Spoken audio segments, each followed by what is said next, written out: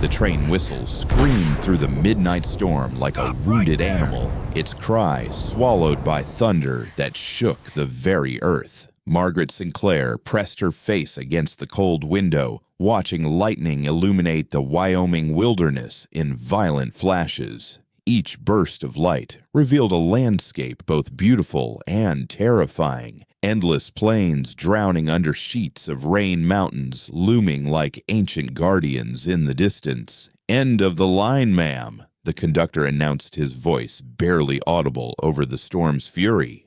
"Clearwater Station." She stood smoothing her rain-dampened traveling dress with trembling hands. 45 years old, widowed for 18 months, and here she was, stepping off a train into absolute darkness with nothing but a worn carpetbag and a letter promising employment at the Circle M Ranch. The platform was deserted. No lantern light, no waiting wagon, just the howling wind and rain that cut through her wool coat like ice water. The telegram had been clear. Someone would meet her. But as minutes stretched into what felt like hours, Margaret realized she'd been forgotten. Or worse, the position had been filled and no one had bothered to wire her. "Lord help me," she whispered, clutching her bag tighter. "What have I done?" The train pulled away, taking its warm lights with it, leaving her in complete darkness. She could barely make out the shape of a small station house, its window's dark door locked tight.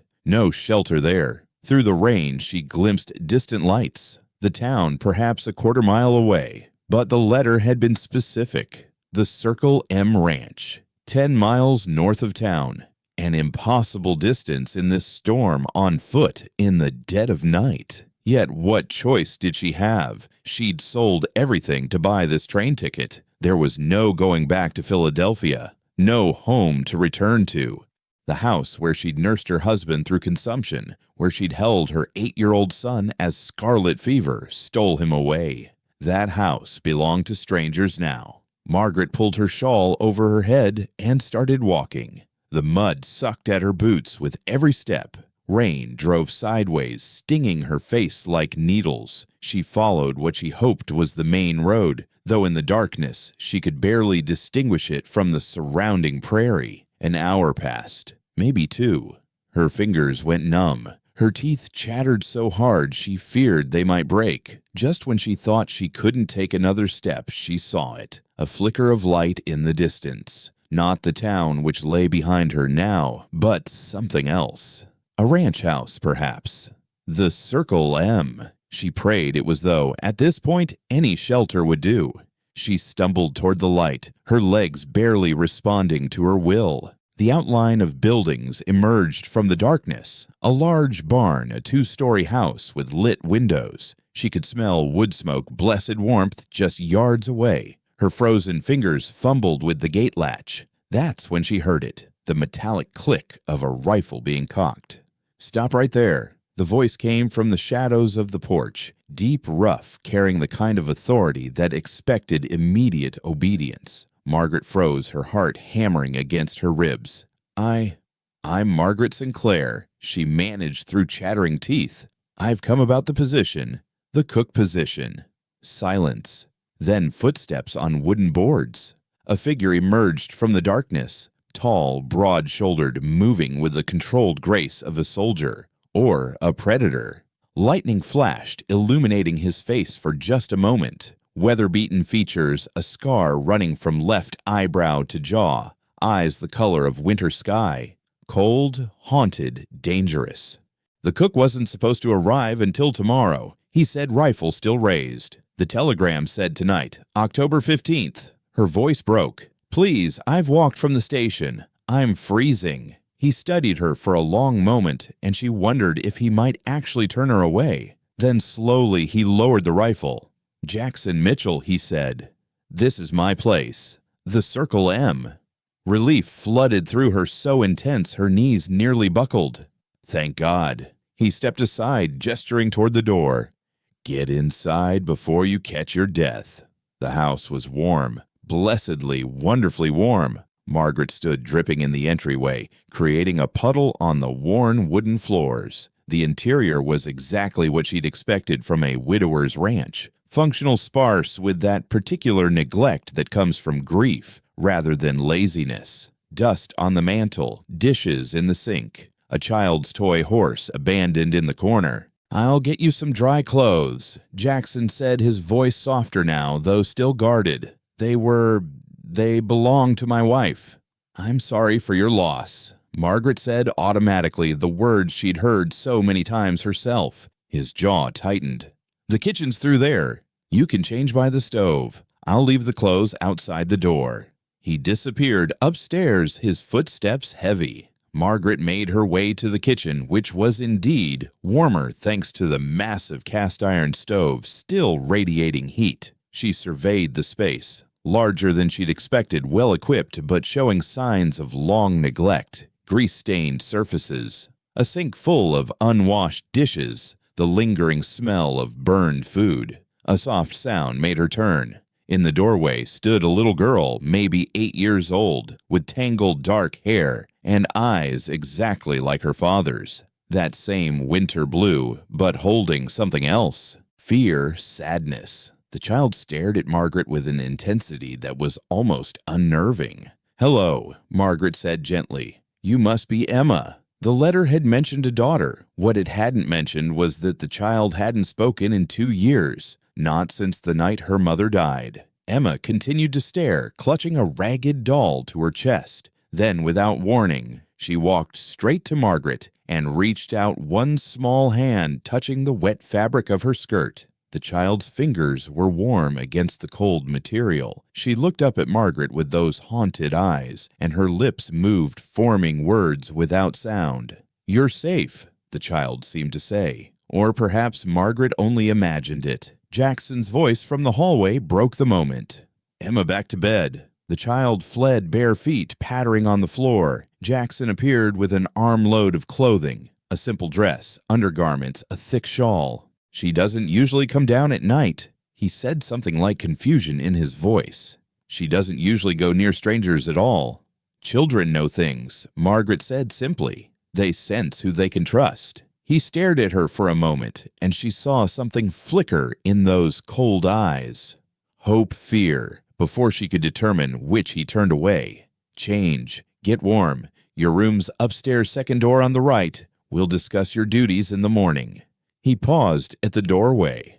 "And, Mrs. Sinclair, that rifle greeting. I don't apologize for being careful. Not anymore." After he left, Margaret stood alone in the kitchen, wet and shivering, but somehow feeling like she'd passed some sort of test. Outside, the storm raged on, but inside this neglected house, with its grieving owner and silent child, she sensed something else. Not peace, not yet, but possibility. As she changed into the dry clothes that smelled faintly of lavender and sadness, Margaret couldn't shake the feeling that she hadn't just stumbled through a storm to find shelter. She'd been led here. By what force, she couldn't say. But standing in this stranger's kitchen, wearing a dead woman's dress, she felt more certain of her path than she had since the day she'd buried her family. The storm would pass, the sun would rise, and tomorrow the real work would begin.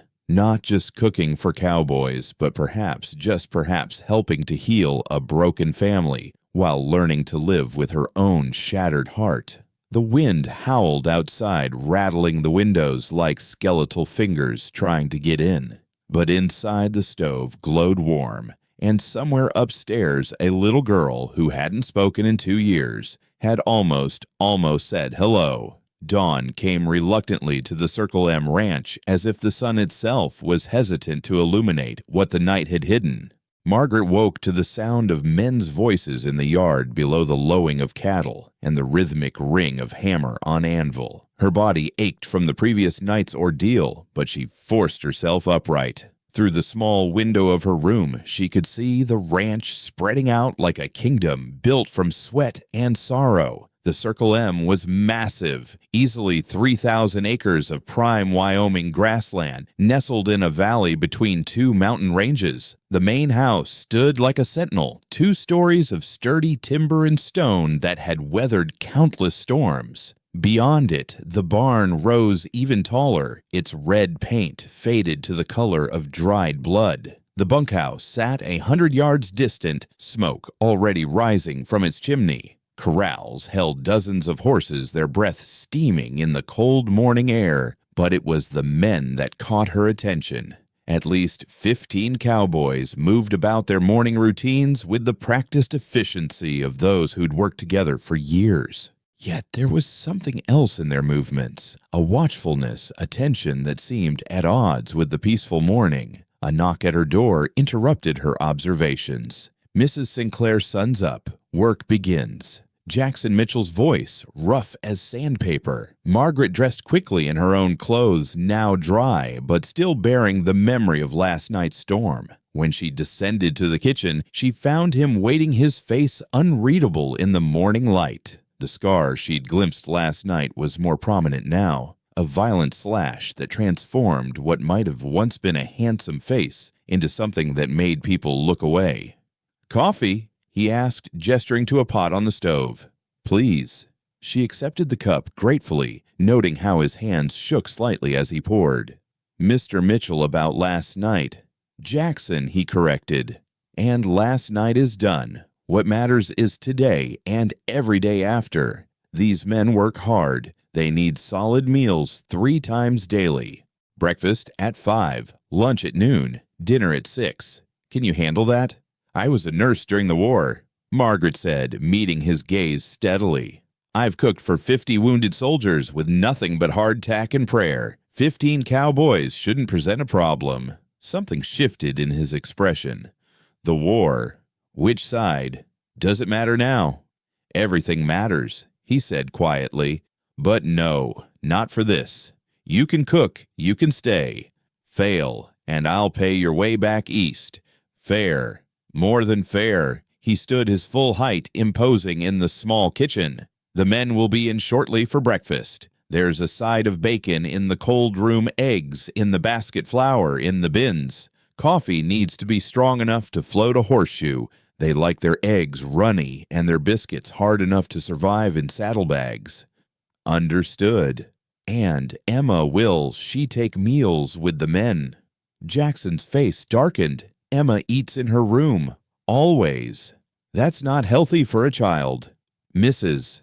Sinclair," his voice carried a warning. "You're here to cook, nothing more." But even as he said it, Margaret caught him glancing toward the stairs where she could swear she saw a small face peering through the balusters. The cowboys filed in 20 minutes later, a rough assembly of men ranging from barely 20 to well past 60. They removed their hats as they entered, a gesture of respect that surprised Margaret. These weren't the lawless outlaws of dime novels. These were working men, weathered and worn, but maintaining the peculiar dignity of those who'd chosen a hard life over an easy surrender. "Boys," Jackson announced, "this is Mrs. Sinclair. She'll be cooking from now on. You'll treat her with respect, or you'll answer to me." A chorus of "yes, boss" and "ma'am" filled the room. Margaret noticed how they arranged themselves at the long table, a clear hierarchy based on seniority and skill rather than age. At Jackson's right sat an older man with silver hair and kind eyes. "Tom Brennan." The man introduced himself. "Foreman, welcome to the Circle M, ma'am. We're grateful for proper cooking. Jackson's attempts have been, well, let's say we've been living on hope and antacid." Laughter rippled through the group, but it died quickly when Jackson's expression didn't change. There was something broken in him, Margaret realized, something beyond normal grief. The way he held himself, constantly ready for violence. The way his eyes never stopped moving, checking windows, doors, shadows. She served breakfast. Nothing fancy for this first meal, just eggs, bacon, biscuits with gravy. But she watched the men's faces transform at the first bite of biscuit that wasn't burned eggs, that weren't rubber. Simple pleasure at simple food, done right. "Where'd you learn to cook, ma'am?" asked a young cowboy with red hair and freckles. "My mother," Margaret replied. She said the way to a man's heart was through his stomach, but the way to his soul was through biscuits that reminded him of home. More laughter, warmer this time. Even Jackson's mouth twitched slightly. "What brought you out west?" another man asked. Margaret's hand stilled on the coffee pot. "Same thing that brings anyone west, I suppose. The need for something different than what was." Tom Brennan cleared his throat, redirecting the conversation. "You'll find we're a decent bunch here, ma'am. We work hard, but we're respectful. The Circle M it's special. Jackson's grandfather started this place with nothing but determination and a dream. Built it up to one of the finest ranches in Wyoming. Jackson corrected quietly. Was one of the finest." An uncomfortable silence fell. Margaret sensed a story there, something beyond the obvious loss of his wife. The ranch showed signs of neglect, fences that needed mending, equipment in disrepair. Not from laziness, but from a kind of surrender, as if Jackson had stopped caring about anything beyond basic survival. After the men left for their morning work, Margaret began cleaning the kitchen properly. That's when Emma appeared again, silent as a ghost in the doorway. The child was thin, too thin, with dark circles under those startling blue eyes. She wore a dress that had been mended multiple times, and her hair hadn't seen a proper brush in weeks. "Good morning, Emma," Margaret said gently, continuing her work as if the child's presence was perfectly normal. "Would you like some breakfast? I saved you the best biscuit." Emma didn't respond, didn't move, but she didn't flee either. Margaret placed a plate on the corner of the table, biscuit with honey, scrambled eggs, a glass of milk. Then she turned back to her cleaning, humming softly, an old hymn her mother used to sing. She heard the chair scrape, turned just enough to see Emma climbing up, reaching for the biscuit. The child ate like she was starving, which perhaps she was. Starving for more than food. Starving for normalcy, for a maternal presence, for someone to see her as more than a ghost haunting this broken house. "My son loved honey on his biscuits too," Margaret said conversationally, not looking at the child directly. "He'd get it all over his face and hands, made such a mess, but his smile made the cleanup worth it." Emma stopped eating. Margaret felt those eyes on her, studying, evaluating. Then soft as a whisper, barely audible. What was his name?" Margaret's heart stopped. She turned slowly, afraid any sudden movement might break whatever spell had loosened the child's tongue. "Thomas," she said gently. "His name was Thomas. He was just about your age." Emma's lips moved again, forming the name silently. Then, as suddenly as she'd spoken, she grabbed her plate and fled upstairs. Margaret stood frozen. The child had spoken. After 2 years of silence, Emma had spoken to her. She thought of Jackson's words, that Emma didn't go near strangers. Yet twice now the child had sought her out. The rest of the morning passed in a blur of cooking and cleaning. She explored the house, finding remnants of the woman who'd come before, a sewing basket with a half-finished quilt, books with pressed flowers between the pages, a photograph on the mantel, Jackson, years younger, without the scar, smiling beside a beautiful dark-haired woman, Emma as a toddler in their arms. They looked so happy, so complete. Her name was Catherine. Margaret jumped. Jackson stood in the doorway, his expression unreadable. "She was beautiful," Margaret said. "She was everything." His voice was flat, emotionless. "Came from back east, like you. Boston. Her father said she was throwing her life away, marrying a soldier, moving to Wyoming. But she loved this place, loved the wildness of it. She made this house alive." "How did she?" Margaret couldn't finish the question. 2 years ago, October, I was in town getting supplies. Gang of outlaws hit the ranch, looking for money guns. Catherine tried to protect Emma, hid her in the root cellar. When they couldn't find anything valuable, He stopped, his jaw working. "Emma saw it all through the cellar door. Hasn't spoken since. Until this morning." Margaret finished. "She asked me my son's name." Jackson's head snapped up, his eyes wide. Emma spoke to you." "Just a few words. But yes."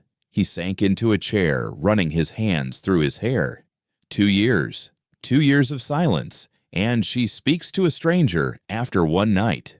Sometimes, Margaret said carefully, children need someone who understands loss without being consumed by it, someone who can show them it's possible to continue living. Jackson looked at her, then really looked at her. Your husband and son. How? Consumption took my husband. Long, slow, painful. I nursed him for a year, watched him fade away breath by breath. A month after we buried him, scarlet fever swept through Philadelphia. Thomas was gone in 3 days. I couldn't even hold him at the end. The doctor said it was too contagious. I'm sorry. Don't be. I didn't tell you for sympathy. I told you so you'd understand. I know what it's like to lose everything. I also know what it's like to realize you have a choice. You can die with them, or you can find a reason to keep living. And you chose to come here to the middle of nowhere. Margaret smiled sadly. Sometimes nowhere is exactly where you need to be, to become someone again. Before Jackson could respond, Tom Brennan burst through the door, his face grim. Boss, we've got trouble. Riders coming in from the north, 6 of them, armed. Jackson's transformation was instant. The grieving widower vanished, replaced by something dangerous, coiled, ready for violence. He grabbed his rifle from beside the door, checked the ammunition. Get the men to defensive positions. Mrs. Sinclair, take Emma to the root cellar. Who are they? Margaret asked, though she already suspected the answer. Maybe nothing. Maybe the same gang that... He didn't finish. The cellar. Now. But Margaret didn't move.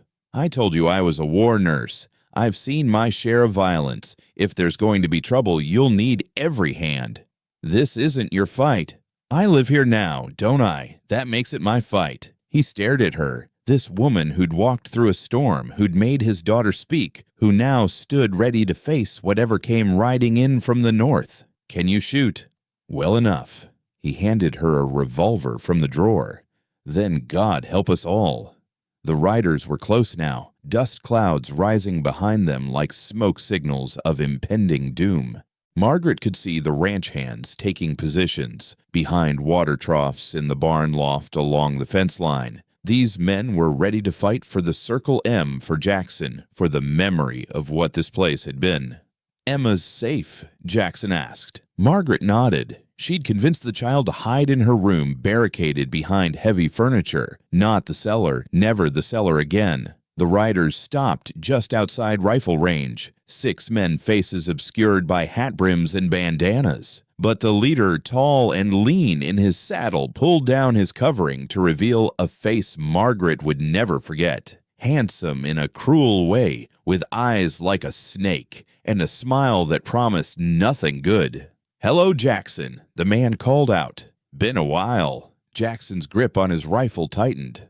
"Not long enough, Wade." Wade Garrison. Margaret had heard the name whispered in town when she'd asked about employment. The man who some said ruled the outlaw gangs.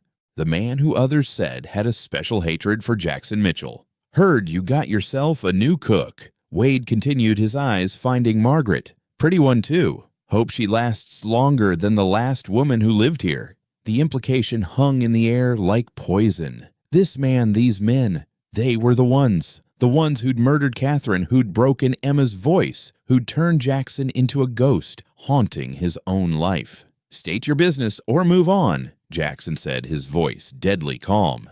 "Business is simple. You testified against my brother. He hangs next week because of you. I'm here to make you an offer. Recant your testimony, say you were mistaken, and we ride away. Nobody else has to die.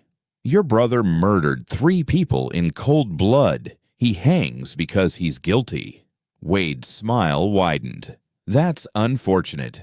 See, I was hoping to handle this civilized. But if you won't see reason..." He looked again at Margaret. "Would be a shame if history repeated itself. New woman, same old story." The thunder of hoofbeats interrupted whatever Jackson might have replied. From the south, another dust cloud approached. But these riders wore badges that glinted in the sun. The cavalry had arrived literally. A patrol from Fort Laramie, led by a captain in Union blue.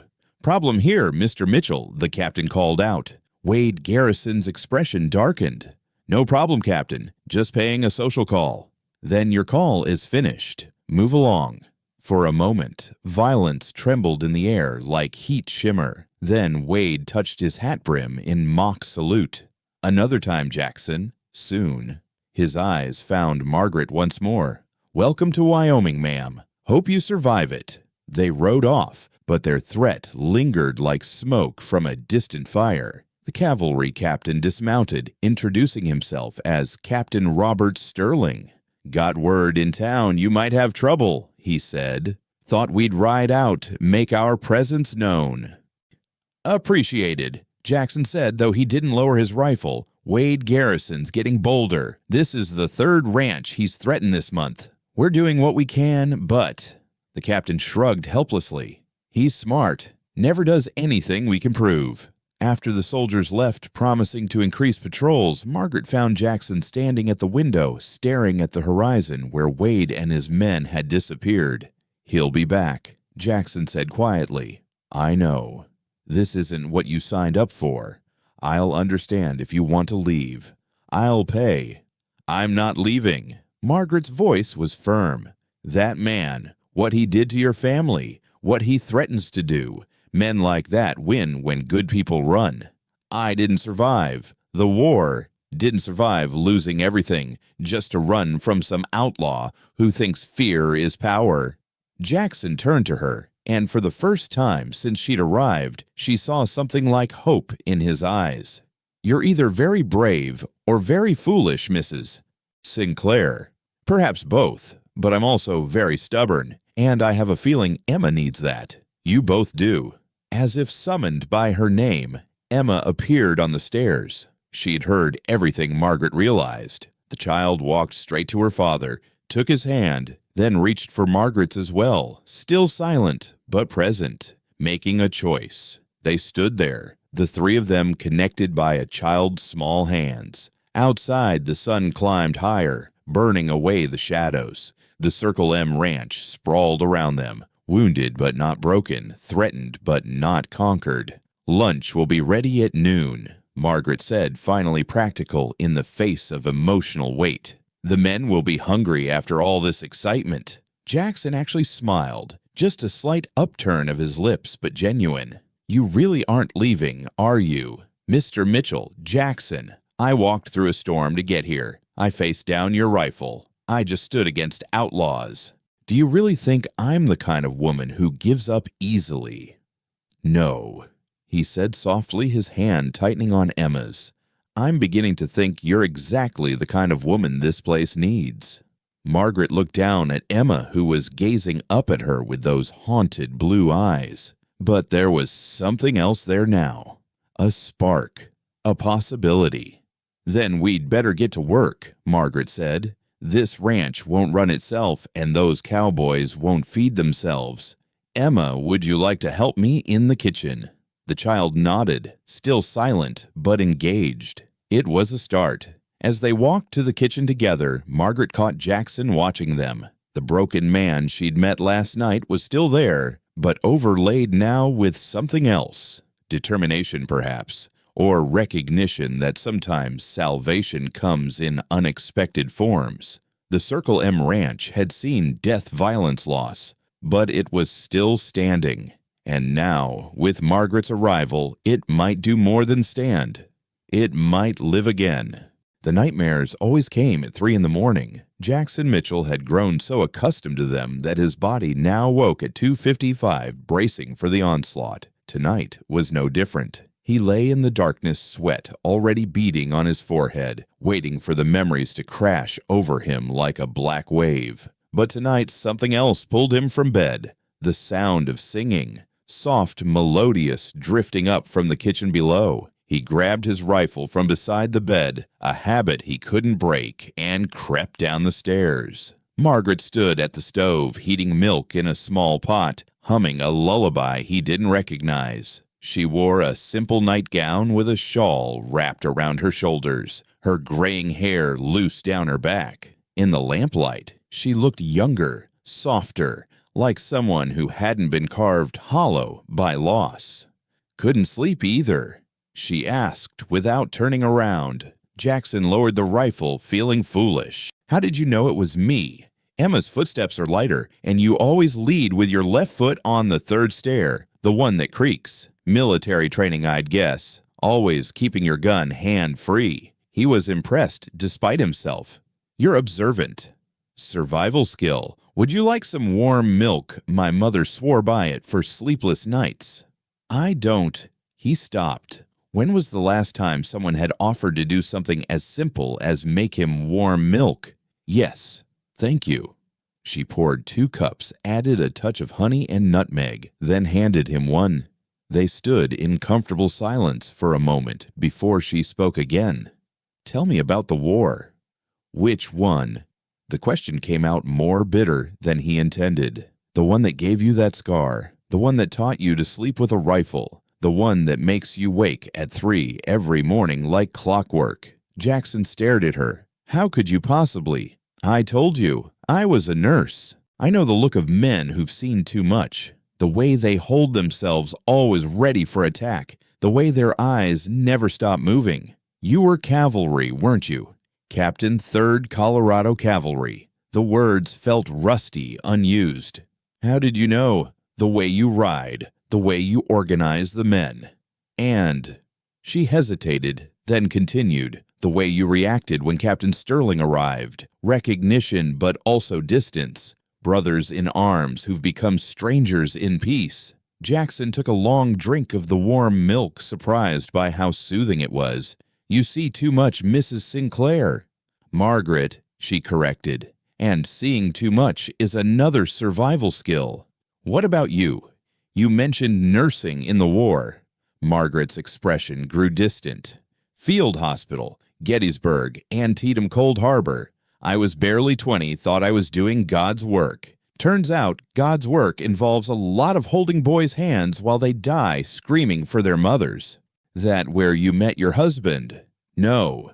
That came later. I met Thomas at a church social in Philadelphia. He was an accountant, never saw a day of war. Clean hands, gentle soul. Everything those boys in the field hospital weren't. I thought... She paused, wrapping her hands around her cup. I thought loving someone untouched by violence would wash it all away. Make me clean again. Did it? For a while. Then I realized you can't wash away what's become part of you. You can only learn to live with it. Jackson felt something crack inside his chest. This woman understood, not just loss, but the specific weight of violence witnessed of being unable to save everyone of surviving when others didn't. The scar, he said, suddenly surprising himself, wasn't from the war, not directly. Margaret waited, patient as stone. 5 years after Appomattox, I'd mustered out, came here, started building the ranch back up. My father had let it slide during the war years. I was working alone, trying to prove I could make something of myself without violence. Then a group of Confederate raiders came through, still fighting their own war, looking for Union soldiers to punish. He touched the scar unconsciously. Their leader, Samuel Garrison, caught me alone in the North Pasture, said I was a symbol of Northern aggression, that I needed to be marked so everyone would know what I was. Held me down, carved this reminder into my face. Garrison, Margaret breathed. Wade's father, brother. Wade was there, just a boy, then maybe 15. Watched the whole thing. Laughed when I screamed. Jackson's voice had gone flat, emotionless. I killed Samuel. Self-defense, but Wade didn't see it that way. He's been trying to destroy me ever since. Took him 20 years to work up the courage to act. When he did... Catherine. She was pregnant. The words came out broken. 3 months along. We hadn't told anyone, yet wanted to wait until she was further along. Wade's men, they didn't know. Or maybe they did and didn't care. Emma doesn't know, can never know. She lost enough that night. Margaret set down her cup and did something unexpected. She reached out and touched his scarred cheek, her fingers gentle as butterfly wings. Jackson flinched but didn't pull away. You're not marked, she said softly. You're surviving. There's a difference. How can you stand to look at me? this face what it represents. I see a man who's endured unimaginable loss and is still standing, still protecting his daughter, still providing for his men. That's not weakness, Jackson. That's the kind of strength most people never have to find." A sound from the doorway made them both turn. Emma stood there, her thin nightgown making her look like a small ghost, but her eyes were alert, aware. "Papa." The word was barely a whisper, but it thundered through Jackson's heart. "I had the dream again." Jackson moved toward her, but Emma stepped back, her eyes fixed on Margaret. There was a plea in those eyes, a desperate need for something Jackson couldn't provide. Margaret understood immediately. "Would you like me to sit with you for a while, sweetheart?" Emma nodded, then looked at her father as if asking permission. Jackson felt something tear inside him, his daughter seeking comfort from a stranger rather than him. But he nodded. "I'll make you both some warm milk." He offered the words awkward in his mouth. As Margaret led Emma upstairs, he heard his daughter speak again, soft but clear. She had yellow hair too. "Mama." In the dream, it turned red. Jackson gripped the counter, his knuckles white. Emma remembered. Of course she did. How could she forget? But hearing her speak about it after 2 years of silence. He prepared the milk with shaking hands, adding honey the way Margaret had. When he climbed the stairs, he found them in Emma's room. Margaret sat on the bed, Emma curled against her side, and she was telling a story. And the princess was very sad for a very long time. She thought she might be sad forever, but then she met a wise woman who told her a secret. Sadness, the wise woman said, is just love with nowhere to go. So you must give it somewhere to go. Plant a garden, feed the birds, help someone else who's sad, and slowly, the love will remember how to be love again instead of just sadness. "Did it work?" Emma whispered. "What do you think?" Margaret asked gently. Emma was quiet for a moment. Then, the princess planted flowers on her mother's grave, and they were beautiful. Jackson set the milk on the nightstand, his throat too tight for words. Margaret continued the story, her voice weaving a spell of comfort around his broken daughter. He sat in the chair by the window, keeping watch as he always did, but for the first time in 2 years, he wasn't watching alone. "Mrs. Margaret," Emma said as her eyes grew heavy, "will you teach me to cook? Mama was teaching me before." "Of course, sweetheart. We'll start with something simple. Biscuits, perhaps. Would you like that?" Emma nodded, then did something that made Jackson's heart stop. She reached out and took Margaret's hand, placing it over her own heart. "It hurts here," she whispered. "All the time." "I know," Margaret said, her own voice thick with unshed tears. "Mine too. But you know what? When we cook together, when we make something good for others to enjoy, it hurts a little less. We take the hurt and turn it into something nourishing. It's a kind of magic." Emma's eyes were closing now. "Magic," she murmured. "Mama would like that." After the child fell asleep, Margaret carefully extracted herself and joined Jackson in the hallway. They stood there, 2 damaged souls in the darkness, processing what had just happened. 2 years, Jackson said hoarsely. 2 years of silence, and in 3 days you've got her talking, asking to cook, speaking about Catherine. "Children process grief differently than adults," Margaret said. "Sometimes they just need permission to feel it from someone who won't break under the weight of their pain." And I would break. No. You haven't broken yet, Jackson. Bent maybe, scarred certainly, but not broken. He looked at her in the dim lamplight. This woman who'd walked through a storm, faced down outlaws, and somehow made his silent daughter speak.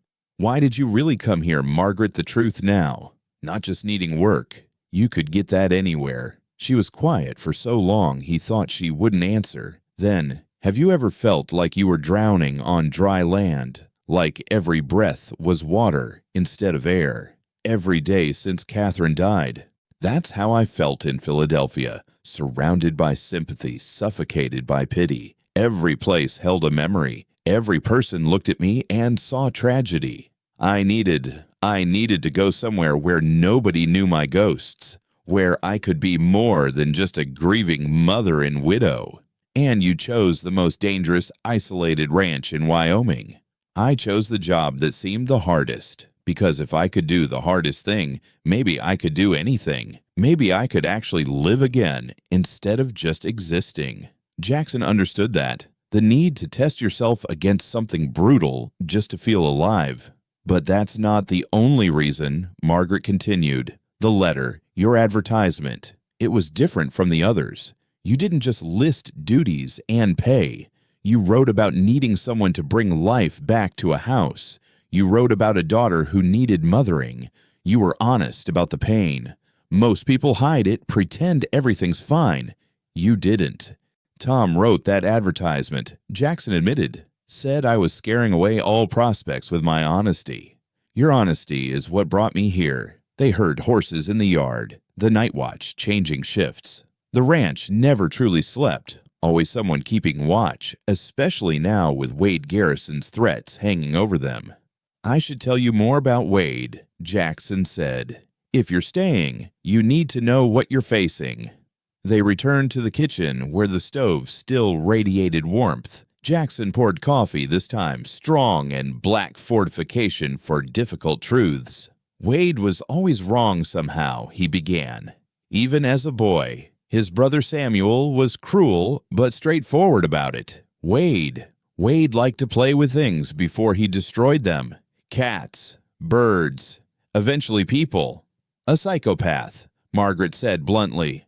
Maybe, or maybe just someone who learned early that causing pain gave him power. After I killed Samuel, Wade disappeared for years.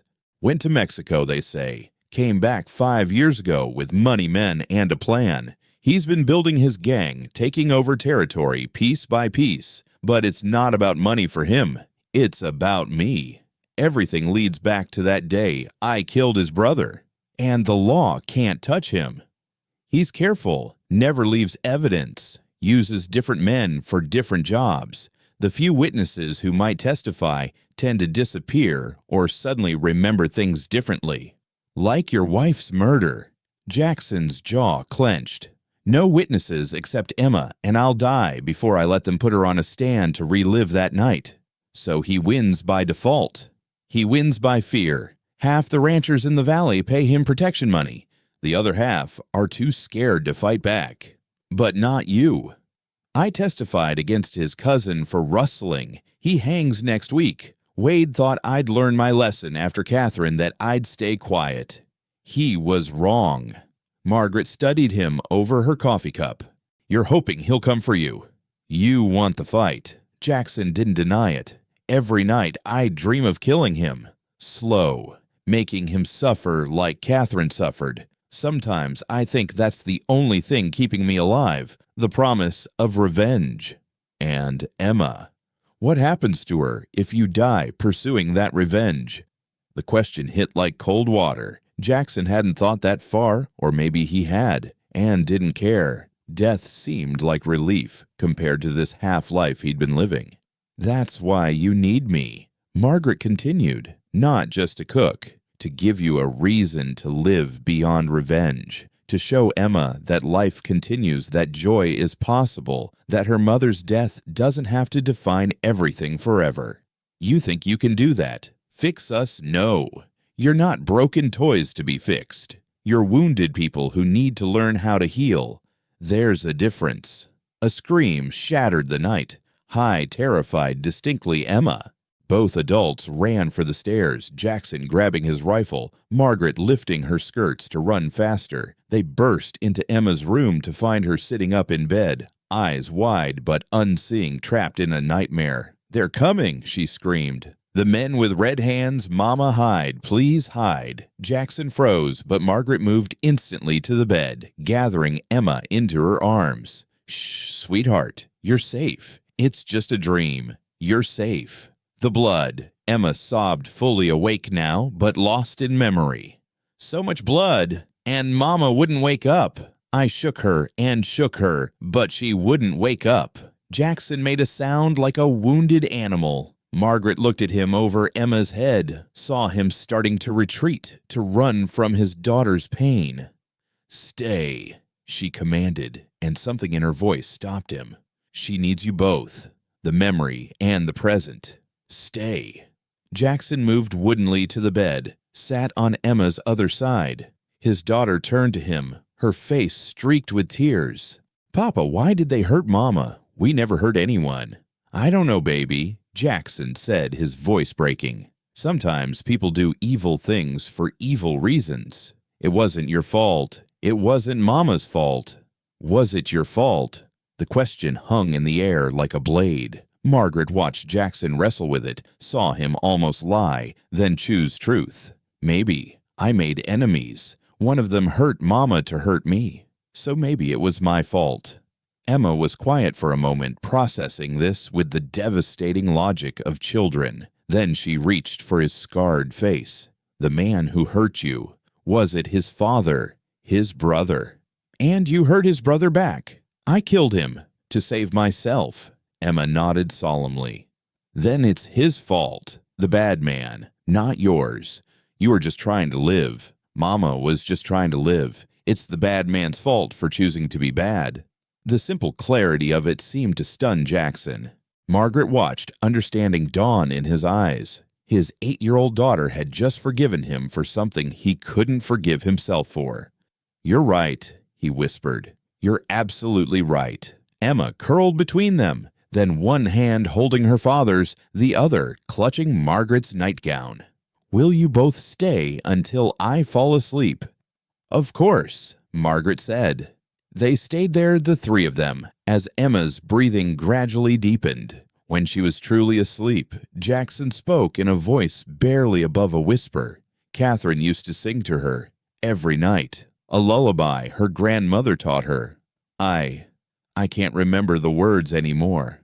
Margaret began to hum softly, then sing, "Sleep, my child, and peace attend thee. All through the night, guardian angels God will send thee, all through the night." Jackson's breath caught. "That's it. That's the song. How did you—" "It was my son's favorite. Sometimes the universe gives us small mercies, Jackson. Small connections that remind us we're not alone in our pain." As dawn began to lighten the windows, Margaret carefully extracted herself from the sleeping child's grip. Jackson followed her into the hallway. "Thank you," he said simply. I would have run, like I always do when she needs me most." "You stayed when it mattered. That's what she'll remember." "Margaret." He said her name like it was something precious. "I need to tell you something about Wade. He doesn't just want me dead. He wants me to suffer first. That means anyone close to me is in danger. You especially, now that he's seen you stand with me. I understood that the moment he looked at me yesterday. And you're still staying." Margaret met his gaze steadily. "Jackson, I lost everyone I loved to illness. Random, senseless, unstoppable illness. At least here, the threat has a face and a name. It can be fought." That's almost a comfort compared to watching death creep in, slowly, invisibly taking everything while you stand helpless. You're not helpless. You could leave. So could you. You could take Emma and run. Start over somewhere Wade would never find you. This is our home. Catherine is buried here. I won't let him drive us away. Then you understand why I'm staying. This is my stand, Jackson. My choice to fight instead of surrender. Don't take that from me by trying to protect me." He studied her face in the growing light. This remarkable woman who'd appeared in his life like an answer to prayers he hadn't even known he was praying. "All right," he said finally, "but we do this smart. You learn to shoot better. You learn the ranch, all the hiding places, all the escape routes, and you never ever go anywhere alone." "Agreed. And in return, you start living again. Really living, not just existing for revenge. Emma needs to see that's possible. She needs to see you choose life." "That's a harder promise to make." "I know. Make it anyway." From downstairs came the sound of the ranch hands beginning to stir. Another day was beginning, full of work and worry and the constant threat of Wade Garrison's return, but also full of possibility. A child speaking again, a man stepping out of the shadows of grief, A woman finding purpose in unexpected places. "I should start breakfast," Margaret said. "I'll help," Jackson offered, surprising them both. "I mean, if you'll have me. I'm not much of a cook, but I can follow orders." Margaret smiled, and for the first time since she'd arrived, it reached her eyes fully. "I'd like that, and maybe Emma will join us when she wakes." As they descended the stairs together, Jackson felt something shift in his chest. Not healing, not yet, but maybe the possibility of it. The wound was still there, would always be there, but maybe, just maybe, it didn't have to define everything. The sun was rising over the Circle M Ranch, painting the mountains gold and the grasslands amber. Somewhere out there, Wade Garrison was planning his next move. But here in this kitchen, with this unexpected woman humming as she worked, and his daughter's voice returned after 2 years of silence, Jackson Mitchell allowed himself a dangerous thought. Maybe there was still something worth fighting for, besides revenge. Maybe there was still something worth living for. Maybe against all odds and logic, Hope had walked through his door in the middle of a storm, wearing a rain-soaked dress and carrying her own ghosts, ready to face whatever came next. The past would always be there. The scar on his face, the grave on the hill, the silence that had filled this house for 2 long years. But the past didn't have to be the only thing that defined the future. As Margaret began cracking eggs and Jackson fumbled with the coffee pot, he heard footsteps on the stairs. Small, hesitant, but moving toward them rather than away. "Papa, Mrs. Margaret, can I help too?" And for the first time in 2 years, the kitchen of the Circle M Ranch filled with something that sounded almost like a family beginning to heal. The day that would change everything started with a dead cow. Tom Brennan found it at dawn lying in the north pasture, with its throat cut, a playing card pinned to its hide with a knife, the Queen of Hearts, soaked in blood. "It's a message," Tom said grimly as Jackson examined the scene.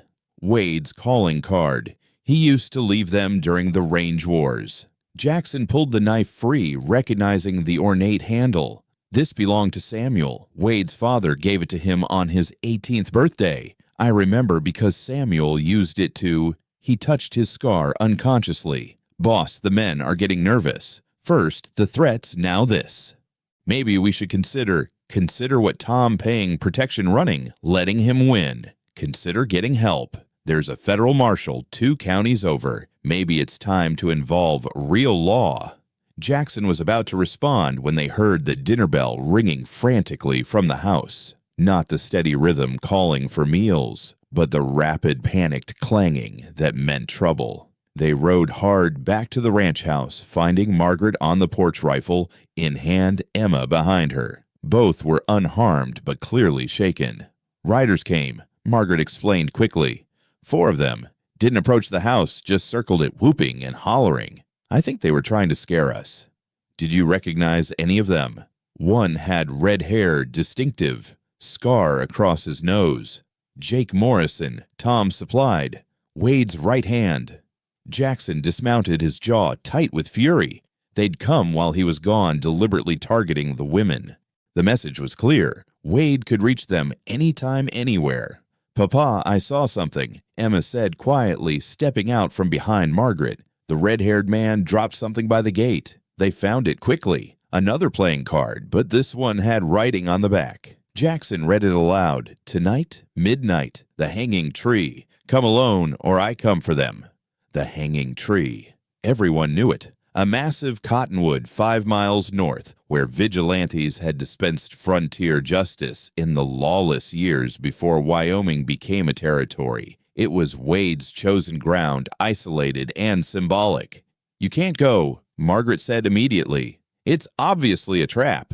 "Of course it's a trap, but if I don't go, we'll be ready for them," Tom interrupted. "Postcards arm everyone. Let them come." Jackson shook his head. "You don't know Wade like I do. If I don't show, he won't attack directly. He'll pick us off one by one. Poison the water. Burn the barn with horses inside. He'll make us suffer slowly until I give him what he wants." "Which is what exactly?" Margaret asked. My confession that I murdered his brother in cold blood. My signature on a document giving him the ranch. And then my death slow and painful while he watches. Then we leave, Margaret said firmly. All of us. Pack what we can take Emma somewhere safe. No, Emma's voice was small but determined. Mama's here. We can't leave Mama. Jackson knelt beside his daughter. Emma, sweetheart. She's buried by the willow tree. You promised we'd never leave her alone. You promised. The weight of that promise hung heavy in the air. Jackson had indeed promised in those first awful days after Catherine's death that they would never abandon her grave. It was the only thing that had stopped Emma's hysterical screaming. There has to be another way, Margaret insisted. Some way to end this without you walking into certain death. Jackson stood slowly, his mind racing. Then, unexpectedly, he smiled, a cold, calculating expression that made him look dangerous. Maybe there is. Tom, ride to town. Send a telegram to Captain Sterling at Fort Laramie. Tell him Wade Garrison has called me out for midnight at the Hanging Tree. Then stop at Judge Patterson's office. Tell him the same. Make sure everyone knows. Boss, Wade thinks he's forcing a private execution. But if the law knows about it, if witnesses are present, he'll have to play it straight. A fair fight, or he becomes the murderer the law can finally touch. And if he doesn't care about the law anymore, Margaret asked, then at least there'll be witnesses to what really happened. Emma will know her father didn't die a coward. Margaret grabbed his arm. Jackson, no, there has to be. He covered her hand with his. This has been coming for 5 years, Margaret. Maybe longer, since the day I killed Samuel. Either I face it now on my terms, or we spend the rest of our lives looking over our shoulders. She stared at him, this stubborn, wounded man who'd rather die than run. Then she did something that surprised everyone, including herself. She slapped him. Hard. The crack echoed across the yard. You selfish bastard, she said, her voice shaking with fury. You think you're being noble. You're being a coward. It's easier to die than to live, easier to seek revenge than to build something new. What about Emma? What about... She stopped herself, but Jackson heard what she didn't say. What about us? His cheek stung, but it was her words that hit hardest. Margaret, no. You listen to me. Jackson Mitchell, I didn't travel across the country, didn't survive my own losses, didn't start caring about you and Emma, just to watch you throw your life away for some misguided sense of honor. You care about us, Emma asked, her voice wonder-filled. Margaret knelt beside the girl. Very much, sweetheart. That's why I'm not going to let your father do something stupid. Then what do you suggest? Jackson asked, his voice softer now. Margaret stood, her mind working furiously. We use Wade's own tactics against him. He wants a dramatic confrontation. We give him one, but not the one he expects. She turned to Tom. Send those telegrams, but add something. Tell them Margaret Sinclair, war widow and mother of a deceased Union soldier, will be standing as Jackson's second. Make sure to mention I'm from Philadelphia Society. Make it sound important. Margaret, you can't. I can and I will. Wade won't kill a woman in front of witnesses, especially not an Eastern lady with potential connections. It would ruin his image as a righteous avenger. He needs to be the hero of his own story.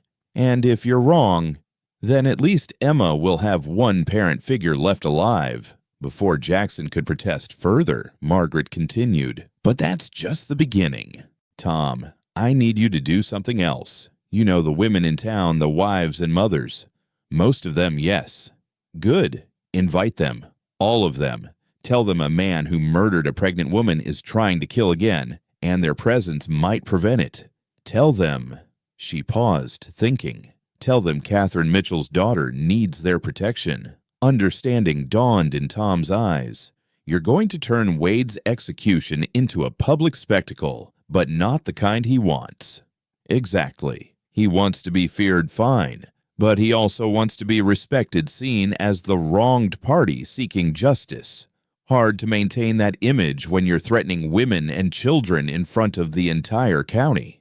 Jackson stared at her with something approaching awe. "You're going to weaponize respectability. I spent years in Philadelphia society, Jackson. I know how to use propriety as a weapon. Wade Garrison thinks he's dealing with a frontier woman he can intimidate. He's about to meet a different kind of adversary. It could still go wrong. Wade's unpredictable when cornered. Everything could go wrong, but doing nothing, letting you walk into that trap alone, that will definitely go wrong." Emma tugged on Margaret's skirt. "Mrs. Margaret, can I help too?" "No." Jackson said immediately. "Absolutely not. Emma stays here safe." "Papa." Emma interrupted, her voice steady. "I saw Mama die. I hid while she protected me. I won't hide any more." The adults exchanged glances, seeing Catherine's courage reflected in this small girl. "What did you have in mind, sweetheart?" Margaret asked gently. "The church choir. Mama used to sing with them. Mrs. Henderson, Mrs. Clark, Mrs. Johansson, they all loved Mama. If I asked them to come to sing Mama's favorite hymns at the hanging tree, they would." "A prayer vigil," Margaret breathed. "Emma, that's brilliant." Jackson felt the situation spinning out of his control. "This is insane. We're talking about turning a gunfight into a church social. We're talking about refusing to play by Wade's rules," Margaret corrected. "He wants darkness and violence. We give him light and witnesses. He wants fear. We give him hymns. He wants you isolated. We surround you with community. And if he just starts shooting anyway, then 20 witnesses see him for what he really is, a murderer, not an avenger. The law will have no choice but to act." Tom had been quiet, thinking. Now he spoke up. "There's something else. The ranch hands from the neighboring spreads. They've all been living under Wade's threat. If they see us make a stand, they might stand with us." Jackson finished. "Or at least witness what happens." Margaret nodded. "We have 8 hours. Tom, ride to town, spread the word. Make it sound like the event of the year, the showdown everyone's been waiting for." "What about me?" Jackson asked, feeling oddly displaced from his own confrontation. Margaret turned to him, her expression softening. "You prepare for the possibility of a fight, but also prepare for the possibility of living. Because I swear to you, Jackson Mitchell, if you die tonight, I will find a way to bring you back, just so I can kill you myself." Despite everything, he found himself almost smiling. "You're a formidable woman, Margaret Sinclair. You have no idea." The rest of the day passed in a whirlwind of preparation. Tom returned from town with surprising news. Word had spread like wildfire, and half the county was planning to attend. Judge Patterson himself would be there, along with Captain Sterling and a small detachment from Fort Laramie. The women especially, Tom reported. Once they heard about Catherine, about Emma, they were ready to march. Mrs. Henderson is organizing the church ladies. They're bringing lanterns, hundreds of them. Said they're going to light up that hanging tree like the Second Coming.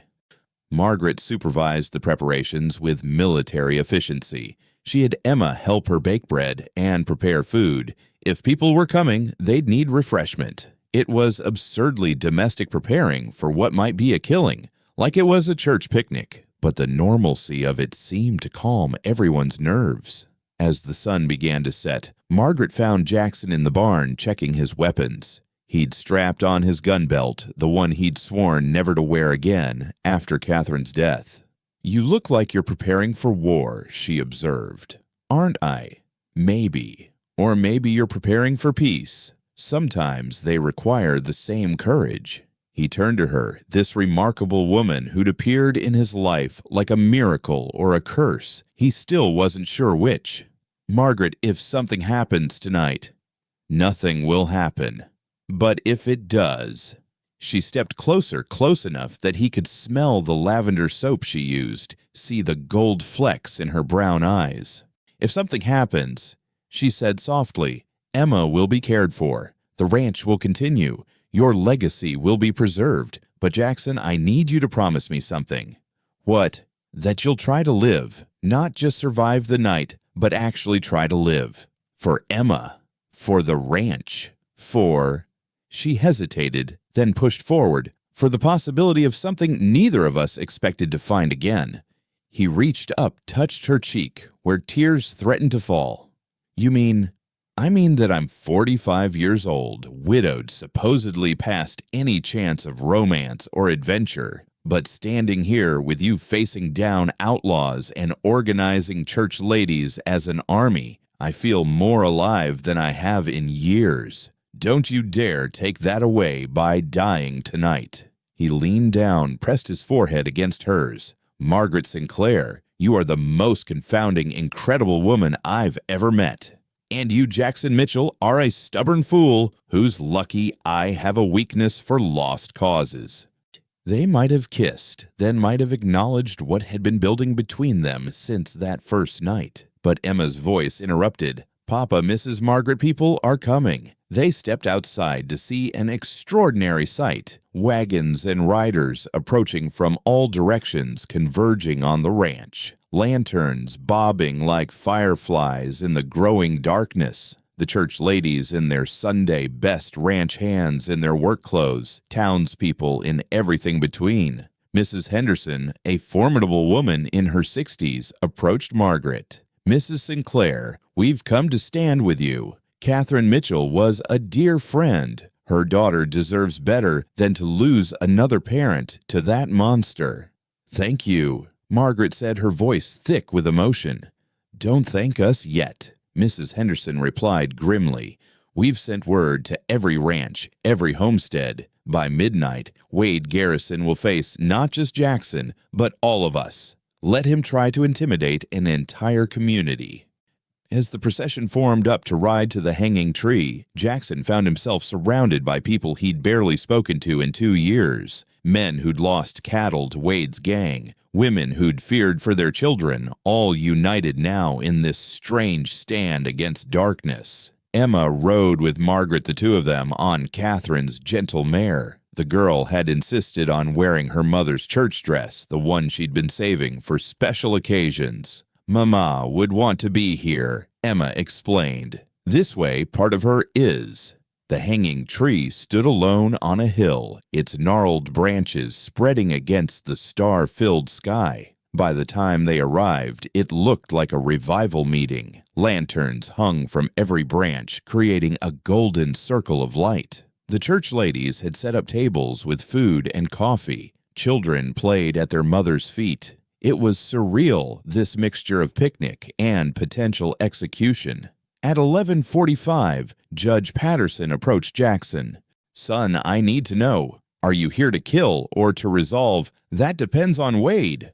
The law is watching tonight. Whatever happens needs to be legal. Self-defense or nothing." "Understood." As midnight approached, the crowd grew quiet. The church ladies began to sing soft and low. "Amazing Grace," Catherine's favorite. Emma's clear young voice joined them, and Margaret felt Jackson shudder beside her. Then, exactly at midnight, they heard it. Hoofbeats approaching fast. Wade Garrison and his men rode up to the edge of the light circle, pulling up short at the sight that greeted them. "What the hell is this?" Wade snarled, his face contorting with rage. Jackson stepped forward, Margaret at his right side, Emma at his left. "You called me out, Wade. Here I am." "This was supposed to be between us." "Nothing's ever just between us," Jackson replied calmly. "It's between you and everyone you've terrorized. Everyone who loved Catherine. Everyone who's tired of living in fear." Wade's hand went to his gun, but stopped as Captain Sterling stepped into view, uniform bright with brass buttons. "Evening, Mr. Garrison. Interesting night for a social gathering, wouldn't you say?" Wade's eyes darted around, taking in the witnesses, the soldiers, the women, and children. This wasn't what he'd planned, wasn't the dramatic revenge he'd orchestrated. "You're a coward, Mitchell, hiding behind women's skirts." "No," Margaret said, stepping forward. "He's a man who's learned that strength isn't about standing alone. It's about standing together. And who are you to speak, woman? I'm someone who's lost everything and survived. I'm someone who's chosen to build rather than destroy. I'm someone who isn't afraid of you, Mr. Garrison." She walked closer to Wade, close enough to see the rage twisting his features. You killed a pregnant woman. You traumatized a child. You've terrorized good people for years. And for what? Because your brother died attempting murder. That's not justice. That's pathetic. Wade raised his hand as if to strike her, but stopped as every man present stepped forward, hands on their weapons. You see, Margaret said softly. You're alone, Mr. Garrison. You've always been alone. Even your men. Look at them. They're here for money, not loyalty. While Jackson, he has a community, a family, something worth protecting. This isn't over, Wade hissed. Yes, it is. Judge Patterson interjected. Mr. Garrison, you're under arrest for threatening behavior and disturbing the peace. You can come quietly, or Captain Sterling's men can assist you. Wade's face went purple with rage. You can't arrest me for calling out a murderer. No, but I can arrest you for the 3 witnesses who've come forward about cattle rustling since they heard about tonight's gathering. Seems people find courage in numbers, Mr. Garrison. For a moment, violence trembled in the air. Wade's men shifted nervously, hands near their guns. The crowd pressed closer, women pushing children behind them, men standing ready. Then Emma began to sing. Alone at first, her voice high and clear. Be thou my vision, O Lord of my heart. Not be all else to me, save that thou art. It was Catherine's lullaby, the one she'd sung every night. Margaret joined her, then the church ladies, then others, until the hillside rang with voices. Not a challenge, but something more powerful, a refusal to let violence win. Wade looked around wildly, seeing his dramatic confrontation transformed into something he couldn't fight. You couldn't shoot a singing child. You couldn't maintain your image as an avenger while arresting mothers hummed hymns. This isn't justice, he screamed. No, Jackson said quietly. Justice was when I defended myself against your brother. Justice is you being arrested for your crimes. This is mercy. The community choosing law over lynching, choosing to build rather than burn. It's what Catherine would have wanted. At the mention of Catherine's name, something seemed to break in Wade. He sagged in his saddle, the fight draining out of him. She wasn't supposed to die. He said so quietly, only those closest could hear. It was supposed to be you. Just you. But it wasn't just me. It never is. Violence spreads, Wade, like a poison. It took your brother, my wife, Emma's voice. When does it end? When you're dead. Then it never ends. Because someone would avenge me, and someone would avenge you, and on until there's nothing left but graves and grief. Captain Sterling stepped forward. Mr. Garrison, will you come peacefully? For a long moment, Wade sat frozen. Then, with a sound like a wounded animal, he spurred his horse and fled into the darkness. His men scattered, some following others, surrendering to the soldiers. Should we pursue? Sterling asked. Jackson shook his head. He'll be back, or he won't. Either way, he's broken. The town's seen him run. His power came from fear, and tonight, the fear died. As the crowd began to disperse, people approached Jackson one by one. Men shook his hand. Women hugged Emma. Everyone acknowledged what had happened here. A community had stood together and won, not through violence, but through witness. Finally, only Jackson, Margaret, and Emma remained at the hanging tree, its branches still adorned with lanterns. We did it, Emma said wonderingly. We won without fighting. Sometimes that's the best kind of victory, Margaret said, pulling the girl close. Jackson stood apart, staring into the darkness where Wade had disappeared. Margaret approached him slowly. You're disappointed, she observed. Part of me wanted the fight, wanted to end it with blood. But you didn't. No, because you were right. It's easier to die than to live, easier to destroy than to build. He turned to her. You saved me tonight, Margaret, not from Wade, but from myself. We saved each other, she corrected. That's what people do when She stopped the word love catching in her throat, but Jackson heard it anyway. Yes, he said simply. That's what people do. As they rode home, Emma asleep in Margaret's arms, Jackson felt something he hadn't experienced in 2 years. Not happiness, not yet, but the possibility of it. The hanging tree receded behind them, its lanterns still glowing like stars brought to earth. They'd come to face death and found life instead. Come expecting violence and created community. Come as strangers and left as something approaching family. The Circle M Ranch appeared ahead, windows glowing with warmth. Tom Brennan stood on the porch, relief clear on his weathered face. "Welcome home," he called out. "All of you." And for the first time since that terrible night 2 years ago, it actually felt like home. The morning after the hanging tree gathering, Jackson found Margaret in Catherine's garden, or what remained of it. 2 years of neglect had turned the once beautiful space into a tangle of weeds and wild roses fighting for dominance among the skeleton remains of trellises and raised beds. She was on her knees pulling weeds with a fury that suggested she was fighting something more than unwanted plants. Emma sat nearby, carefully sorting seeds from dried flower heads they'd found in Catherine's garden shed. "You're angry," Jackson observed. Margaret didn't look up. "I'm gardening." "You're attacking those weeds like they personally offended you." She sat back on her heels, finally meeting his eyes. "You almost died last night. You were ready to die, and now you're standing here like nothing happened. But I didn't die because of you. No, because Wade Garrison is a coward who ran when faced with witnesses." She returned to her violent weeding. "But what about next time? What about when he comes back?" Jackson knelt beside her, stilling her hands with his own. "Margaret, look at me." She did, and he saw tears threatening to fall. "I need to tell you something," he said. "Last night, when Emma started singing, when all those people stood with us, I realized something. I've been dead for 2 years. Walking, talking, working, but dead inside. Last night was the first time I felt alive since Catherine died. Because of the danger?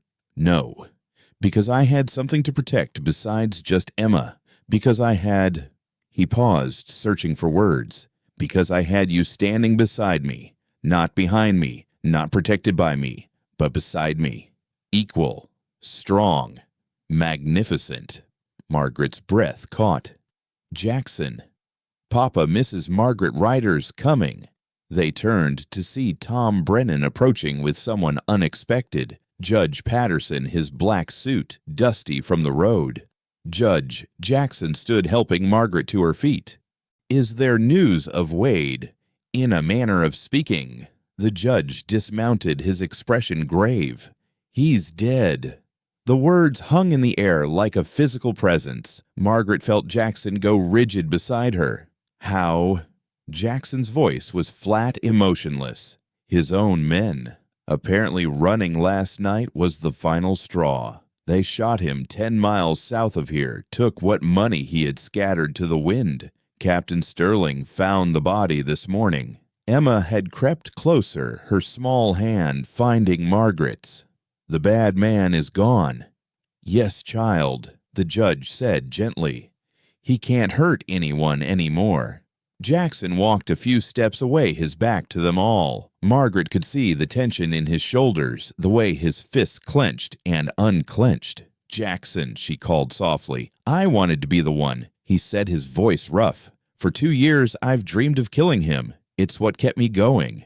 And now you're free," Margaret said firmly. "Free to live without looking over your shoulder. Free to build instead of just defend. Free to choose." Judge Patterson cleared his throat. "There's more. Mr. Mitchell Wade Garrison's death creates an interesting situation. He claimed several properties through intimidation, held notes on dozens of loans. With no heir and his gang dispersed, those assets revert to the territory. I've been authorized to offer you first rights to purchase his holdings, given your history." "Blood money," Jackson said bitterly. "Justice." The judge corrected. "The Circle M could expand by half. You could help the families he terrorized get back on their feet. Turn his legacy of fear into one of prosperity." "I'll need to think about it." "Of course. But, Mr. Mitchell, there's something else. The town council met this morning. They want to offer you the position of territorial marshal. Said a man who could face down Wade Garrison without firing a shot is the kind of law this region needs. Jackson turned surprise clear on his face. I'm no lawman. You're a man who stands for what's right. Sometimes that's more important than a badge. The judge mounted his horse. Think about both offers. The territory needs men like you, Mr. Mitchell, men who choose justice over vengeance. After he left, a strange silence fell over the garden. Even the birds seemed quiet, as if nature itself was holding its breath. It's over, Emma said wonderingly. It's really over. No, sweetheart, Margaret said gently. It's beginning. The question is what begins now. Jackson looked at them. This woman who'd walked into his life through a storm, this daughter who'd found her voice again. The garden around them dead, but waiting for resurrection.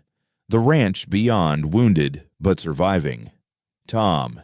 He called to his foreman who'd stayed respectfully back. Gather the men, all of them.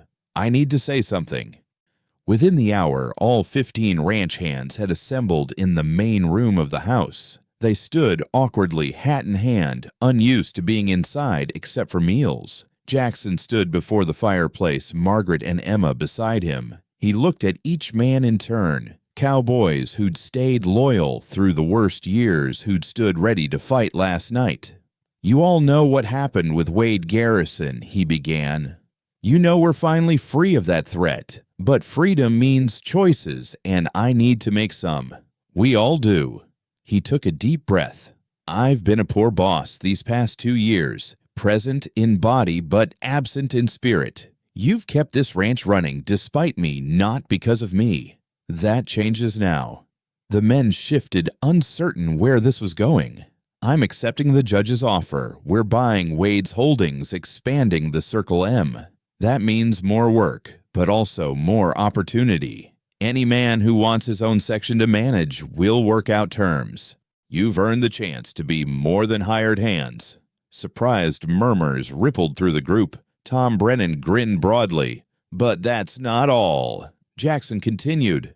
The ranch needs more than expansion. It needs life again. It needs to be what it was when Catherine was alive, a home, not just a business. He turned to Margaret, took her hand. Mrs. Sinclair has brought that life back. In 1 week, she's made Emma speak again, face down outlaws, and turn this house into something worth protecting. So I'm asking her in front of all of you as witnesses to stay. Not as our cook, but as my partner. In everything. Margaret gasped. Jackson, what are you? I'm asking you to marry me, Margaret Sinclair. The room went completely silent. Emma's eyes went wide. The ranch hands stood frozen, stunned by this unexpected turn. You barely know me, Margaret whispered. I know you walked through a storm to get here. I know you stood between my daughter and danger. I know you made me want to live again instead of just survive. I know that when I think about the future now, I can't imagine it without you. This is insane. People will talk. A widow and widower married after knowing each other a week. Let them talk. We've both done the long courtship, the proper waiting, the socially acceptable marriage. We've both lost everything doing things the right way.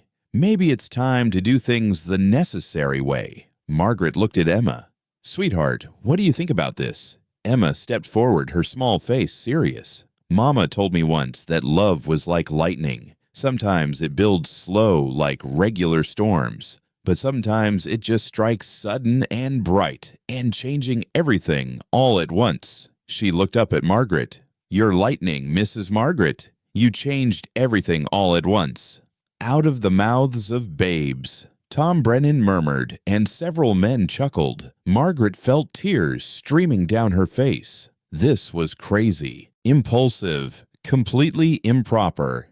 And yet, I came here to escape grief, she said slowly, to hide from life. Instead, I found a man willing to die for his principles, a daughter brave enough to sing in the face of danger, and a community that stands together against darkness. She looked at Jackson. I found a home I didn't know I was looking for. Is that a yes? That's a, "You're insane, this is too fast, people will think we've lost our minds." But is it a yes? Margaret looked around the room, at the cowboys grinning like fools, at Tom Brennan wiping his eyes and pretending it was dust, at Emma practically vibrating with hope. "Yes," she said simply. "Yes, I'll marry you, Jackson Mitchell. God help us both." The room erupted in cheers. Cowboys threw their hats in the air. Emma launched herself at Margaret, hugging her tight enough to hurt. "And Jackson." Jackson smiled, really smiled for the first time in 2 years. When Tom asked, ever practical. "Soon," Jackson said, "before either of us comes to our senses." "This Sunday," Margaret suggested. "If we're doing something this impulsive, let's not give ourselves time to think twice." "Sunday it is." Jackson turned to his men. "You're all invited. Hell, the whole county's invited. We'll make it a celebration of new beginnings. For all of us." As the cowboys dispersed, talking excitedly about the wedding, Margaret pulled Jackson aside. "We need to discuss practical matters. Where I'll sleep. How we'll handle expectations." Jackson's expression softened. "Margaret, I'm not asking you to replace Catherine. I'm not asking you to be anything other than who you are. We'll take things as slow as you need. Separate rooms, if you prefer, at least at first. This is about partnership, building something together. The rest will come if and when it's right." And Emma. She's been through so much change. Emma needs a mother. More than that, she needs you specifically. You've reached her in ways I couldn't. That's gift enough without any other consideration. Margaret touched his scarred cheek gently. "We're both broken, Jackson. You know that, right? 2 broken people don't necessarily make a whole. No, but maybe they make something new. Something that couldn't exist without the breaking." That evening, Margaret found herself in Catherine's room, soon to be her room.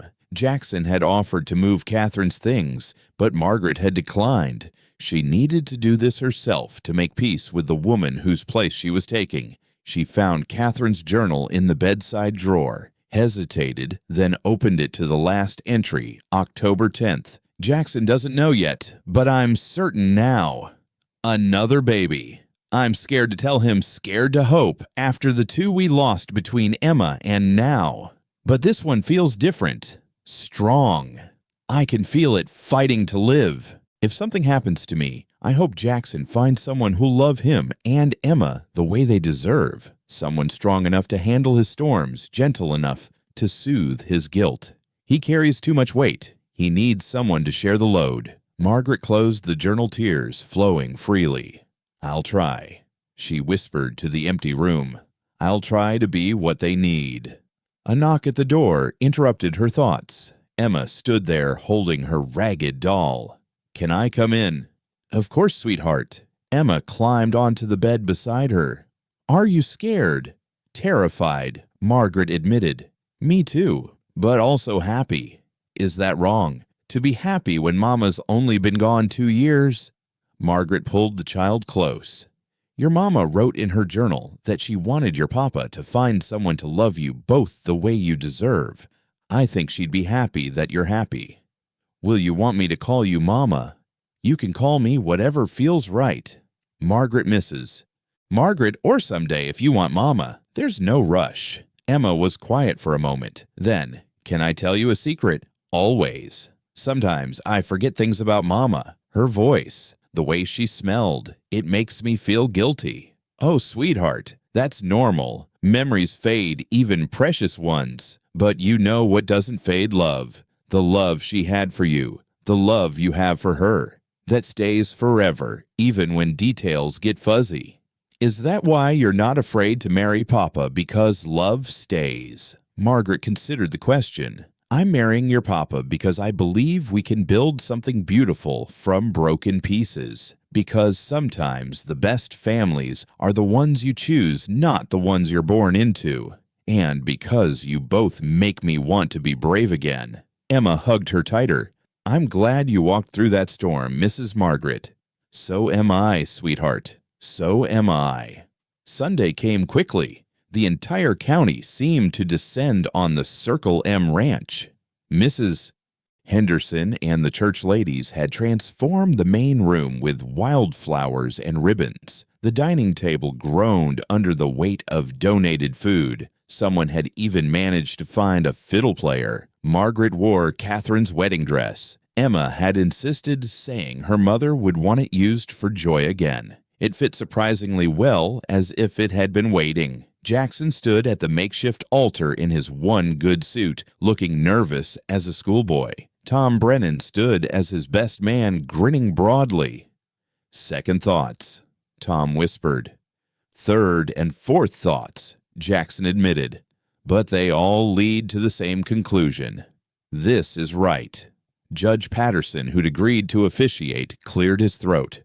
"Shall we begin before the food gets cold and the cowboys get restless?"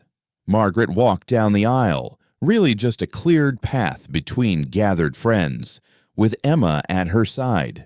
The child insisted on giving Margaret away since she had no other family present. "Who gives this woman to be married?" the judge asked. "I do," Emma said clearly, "because she already gave herself to us when we needed her most." There wasn't a dry eye in the room. The ceremony was simple, the vows traditional with one addition. Jackson had insisted on adding his own words. "Margaret, you walked into my life during a literal and figurative storm. You brought light to our darkness, voice to our silence, and hope to our despair. I promise to spend whatever years God grants us building something worthy of your courage. I promise to choose life over death, hope over fear, and love over loss. Every day I promise to choose you." Margaret's response came through tears. "Jackson, I came here running from grief, only to find a man and child who showed me that grief can be transformed into purpose. I promise to stand beside you through whatever storms come. I promise to tend this home, this family, this land with all the strength I have. I promise to help you carry the weight when it gets too heavy. And I promise to love Emma as my own, while honoring the mother who came before." When Judge Patterson pronounced them husband and wife, when Jackson kissed Margaret with a tenderness that spoke of new beginnings, when Emma wrapped her arms around both of them, the entire room erupted in celebration. But it was later during the dancing that the real moment came. Jackson was attempting to teach Margaret a frontier reel when Emma tugged on her dress. "Mrs. Margaret, Mama Margaret." Margaret's heart stopped. "What did you call me?" "Mama Margaret, is that okay? It's like having two mamas, one in heaven and one here." Margaret knelt, pulling Emma close. "It's perfect, sweetheart. Absolutely perfect." Jackson wrapped his arms around both of them, and for a moment, in the middle of the celebration, they were just a family. Not perfect, not without scars, but whole in a way none of them had expected to be again. "No going back now," Jackson murmured in Margaret's ear. "Would you want to?" she asked. He looked around the room, at his men celebrating, at his daughter, laughing at his new wife, smiling up at him with eyes full of promise. "Never," he said firmly. "Whatever comes next, we face it together." Together, Margaret agreed and sealed it with a kiss that tasted of hope and honey cake and the beginning of everything. Outside, the sun set over the Circle M ranch, painting the sky in shades of gold and rose. The hanging tree stood in the distance, but it no longer cast a shadow over their lives. Wade Garrison was gone. The past was settling into memory, and the future stretched ahead, full of possibility. They'd made their choice to bind their lives together despite the speed, despite the gossip, despite the unconventional nature of it all. And in making that choice, they'd chosen life over mere survival. The music played on the celebration continued into the night, and the Circle M Ranch rang with something it hadn't heard in 2 years, the sound of unrestrained joy. The first morning of married life arrived with a crisis involving chickens of fox and Emma screaming loud enough to wake the dead. Margaret bolted upright in the bed, Catherine's bed now hers, to find Jackson already at the window rifle in hand. They'd maintained separate rooms, as agreed, but the connecting door between the master bedroom and the smaller guest room stood open. "Fox in the hen house," he said, lowering the rifle. "Emma's favorite hen is missing." "Buttercup." Margaret wrapped her shawl around her nightgown. "The yellow one she hand-raised. That's the one." They found Emma in the yard, still in her nightdress, sobbing over a scatter of yellow feathers. The surviving chickens huddled in the corner of their coop, traumatized but alive. "She's gone," Emma wailed. "Buttercup's gone, and I promised Mama I'd take care of her chickens, and now—" "Shh, sweetheart." Margaret gathered the girl into her arms. "This isn't your fault. But I forgot to latch the coop properly last night. I was so happy about the wedding, I forgot." Jackson knelt beside them. "Emma, look at me. Forgetting doesn't make you bad. It makes you human. We'll get more chickens," Margaret promised. "I don't want more chickens. I want Buttercup." It was their first test as a new family. Not dramatic like outlaws or storms, but the simple everyday grief of farm life. Margaret and Jackson exchanged glances over Emma's head, both realizing they had no idea how to handle this together. "Tell you what," Jackson said finally, "we'll have a proper funeral for Buttercup, and then we'll build a better coop. Fox-proof. You and Mama Margaret can design it." Emma's sobs slowed. A funeral for a chicken. "Why not?" Margaret said. "Buttercup was part of the family. She deserves a proper goodbye." And so their first morning as a married couple was spent conducting a solemn funeral for a chicken, complete with a small wooden cross, and Emma's tearful eulogy about Buttercup's exceptional egg-laying abilities and gentle disposition. Tom Brennan found them like that, the three of them standing around a tiny grave, Emma placing wildflowers on the fresh earth. "Boss," he said clearly, trying not to smile. "Sorry to interrupt, but we've got a situation." "What kind of situation?" Jackson asked, wiping dirt from his hands. "The kind where half your new property is currently occupied by squatters who say Wade Garrison gave them permission to stay." Jackson sighed. "How many?" "3 families. About 15 people, total, including kids." Margaret saw Jackson's jaw tighten, the familiar preparation for conflict. She placed a hand on his arm. "Let me come with you," she said. "Families might respond better to another family than to a group of armed men. It could be dangerous. Jackson Mitchell, we discussed this. Partners remember in everything." He studied her face, then nodded. "All right, but we do this my way. Careful and prepared." An hour later, they rode out, Jackson, Margaret, Tom, and 4 other hands. Emma stayed behind with Mrs. Henderson, who'd arrived to help Margaret organize the house, and had agreed to watch the girl. The squatter camp was exactly where Tom had said, in the Green Valley that had been the crown jewel of Wade's ill-gotten empire. 3 wagons, makeshift tents, and the unmistakable look of desperate people trying to survive. A man stepped forward as they approached, rifle held but not aimed. He was thin-weathered with the hollow look of someone who'd been running too long. "That's close enough," he called out. "We ain't looking for trouble." "Neither are we," Jackson replied, dismounting slowly. "Name's Jackson Mitchell. This is my wife, Margaret. We own this land now." "Wade Garrison said we could stay." "Wade Garrison's dead." The man's face went pale. "Dead? When?" 4 days ago. His own men killed him." A woman emerged from one of the tents, infant in her arms, toddler clinging to her skirts. She was young, maybe 25, but with eyes that had seen too much. "Please," she said, "we've got nowhere else to go. Wade said if we stayed here, kept quiet, we could work off what we owed him." "What did you owe him?" Margaret asked, dismounting despite Jackson's warning look. The woman looked at her husband, who nodded resignedly. "Everything," he said. "Our farm in Nebraska. Drought took the crops 3 years running. Wade bought our note from the bank, said we could work it off on his land. But the work—" He shook his head. "It was never enough. Always more debt, more interest." "Slavery," Margaret said quietly. "He was keeping you in debt slavery." "We prefer to call it survival, ma'am." Margaret looked at the camp more carefully now. 3 families, Tom had said. She could see them, hollow-eyed children peeking from behind tent flaps, women trying to maintain dignity despite desperate circumstances, men ashamed of their inability to provide. "What are your names?" she asked. The spokesman hesitated, then answered, "Ben and Sarah Morrison." No relation to Jake Morrison, he added, quickly naming Wade's former lieutenant. "That's the Carlsons in the second wagon, the Parisis in the third. And you're farmers, all of you." "Yes, ma'am. Good ones when we had land to farm." Margaret turned to Jackson. "We need farmers, don't we? If we're expanding the ranch, adding cultivation to complement the cattle." Jackson caught on immediately. "We do. But we need reliable people. Trustworthy." "Please," Sarah Morrison said, stepping forward.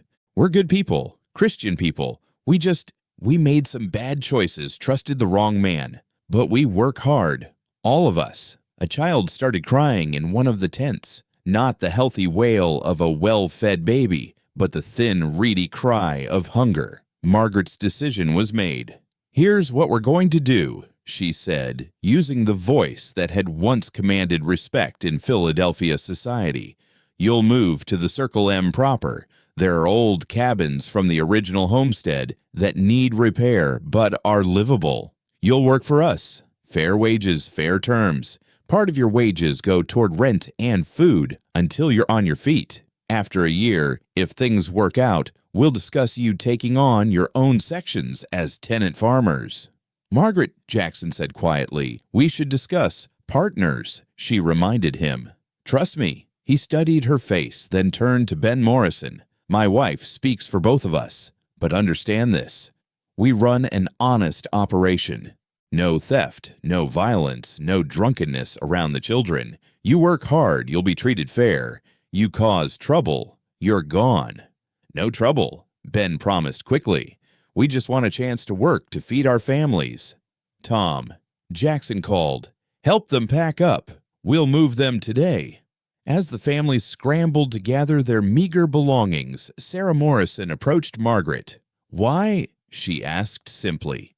"You don't know us. We could be lying about everything." "Are you?" "No, but..." "Then that's enough. Everyone deserves a second chance. God knows I needed one when I came here." Sarah's eyes filled with tears. "Thank you. Thank you so much." The move took the rest of the day. The three families were pathetically grateful for the run-down cabins, seeing possibility where others might see only decay. Margaret organized the ranch women, Tom's wife, the foreman's daughter, others, to help with cleaning and settling. By evening, the Circle M had grown by 15 souls, including 6 children who ran through the yard with Emma, their laughter mixing with the lowing of cattle. "You realize what you've done?" Jackson asked Margaret as they watched the children play. "Fed hungry families. Taken responsibility for them. If they fail, if they can't make it, then we'll deal with that when it comes." "But Jackson, did you see their faces when we offered them work instead of charity? The dignity that returned to those men's shoulders? That's worth the risk." He pulled her close, pressing a kiss to her temple. "You're going to save everyone, aren't you?" "Just the ones who cross our path," she replied, "starting with you." The next few weeks fell into a rhythm of controlled chaos. Margaret threw herself into making the Circle M not just a ranch, but a community. She organized the women into a quilting circle that met twice weekly, turning scraps into warm blankets for the coming winter. She started a school in the main house's parlor, teaching the ranch children their letters and numbers. Jackson watched it all with a mixture of awe and amusement. His quiet, isolated ranch was becoming a small town unto itself. "We need supplies," Margaret announced one morning over breakfast. "Fabric for winter clothes, books for the school medical supplies. I'm going to town." "I'll come with you," Jackson said immediately. "Actually, I thought I'd take Emma and Mrs. Carlson. Let the women see we're not prisoners out here." Jackson's protective instincts flared. "Margaret, Wade's dead, Jackson. We can't live in fear of ghosts." She was right, of course. But that didn't stop him from sending 2 armed ranch hands as escort just for the packages. The trip to town was Emma's first since her mother's death. She clung to Margaret's hand as they walked down Main Street, but her eyes were bright with interest. "Mama Margaret, look, the mercantile has penny candy. Would you like some? Can we afford it?" The question broke Margaret's heart a little. No child should have to worry about affording penny candy. "Today we can afford anything you want," she said firmly. They entered Henderson's mercantile to find it full of women, the same women who'd stood at the hanging tree. They all turned when Margaret entered, and for a moment she felt like an outsider again. Then Mrs. Henderson herself stepped forward. "Mrs. Mitchell," she said, warmly, emphasizing the new name. "How wonderful to see you in town. And Emma. My, how pretty you look today." The ice broke and the other women crowded around. They wanted to know everything. How was married life? How was the ranch? Was it true? They'd taken in the squatter families. "It's true," Margaret confirmed. "They're good people who need a chance." "Jackson must be so different now," one woman said. "Having a wife again," Emma talking. "It must be like having the old Jackson back." Margaret chose her words carefully. "He's not the old Jackson. He's someone new. We all are. That's what surviving does. It changes you. The trick is choosing what you become." Surprisingly, it was Mrs. Carlson who spoke up. The squatter woman had been silent until now, overwhelmed by the town ladies. "Mrs. Mitchell saved us," she said simply. "My children were hungry, and she fed them. My husband was broken, and she gave him work. That's all anyone needs to know about who she and Mr. Mitchell are." The women absorbed this, and Margaret saw their expressions shift. She wasn't just Jackson Mitchell's new wife anymore. She was someone who acted, who changed things. "Well then," Mrs. Henderson said briskly, "let's get you supplied properly. Winter's coming, and you'll need provisions for all those extra souls." What followed was a shopping expedition that turned into something more. The town women donated blankets, clothes their children had outgrown, preserved foods for the expanded household. By the time they were ready to leave, the wagon was full to overflowing. "Why?" Margaret asked Mrs. Henderson. "You barely know me." "We knew Catherine," the older woman replied. "Loved her like a daughter. When she died, this whole town mourned. But we also failed Jackson and Emma. We let grief and fear keep us away when they needed us most. This is our chance to make amends." "I'm not Catherine." "No, you're not. You're Margaret Mitchell, and that's exactly who they need now." The ride home was quiet. Emma dozed against Margaret's shoulder, worn out from the excitement. Mrs. Carlson held her youngest, but her eyes were distant. "Penny for your thoughts?" Margaret asked. "I was just thinking. My mother always said God works in mysterious ways. Wade Garrison destroyed our lives, but his death led us to you and Mr. Mitchell. Evil intended, but good resulted." "Romans 8:28, Margaret murmured. "All things work together for good to those who love God." "You're a believer, then." "I'm someone who's seen too much to not believe in something greater than ourselves. Whether that's God or fate or simple human kindness, I don't know, but I believe in it." They arrived home to find Jackson in the barn with Ben Morrison and Juan Perez, showing them how to repair a plow. The men were focused, intent learning skills that would help them reclaim their dignity along with their livelihoods. "How was town?" Jackson asked, kissing Margaret's cheek absently, his attention still on the plow. "Educational. We've been adopted by the church ladies." He looked up, then saw the loaded wagon. "What's all this community?" Margaret said simply. "The town taking care of its own." That evening, she found Jackson on the porch, watching the sun set over their expanded domain. The Morrison children were playing with Emma, their laughter carrying on the evening breeze. The men were still working, repairing fences by lamplight. The women were in the kitchen preparing enough food for their small village. "It's louder than it used to be," Jackson observed. "Does that bother you?" "I thought it would. I've gotten used to silence. But this..." He gestured to the controlled chaos of their ranch. "This feels alive." "Catherine would have loved it," Margaret said, carefully testing the waters of that name. She would have, Jackson agreed. She always said the ranch was too big for just us. She wanted to fill it with children, laughter, life. He paused. I think she would have liked you, Margaret. You're doing what she dreamed of. I'm doing what needs doing. These people need a home. Emma needs friends. You need purpose beyond cattle and grass. And what do you need? Margaret considered the question. Time, she said finally. Time to learn to be a wife again. Time to be a mother to Emma. Time to figure out who Margaret Mitchell is as opposed to who Margaret Sinclair was. We have time, Jackson said, taking her hand. All the time in the world, but even as he said it, they both heard the sound of horses approaching fast. Too fast for casual visitors. Jackson's hand went to his gun, old habits dying hard. But it wasn't trouble that rode into their yard. It was Captain Sterling from Fort Laramie, and his expression was grim.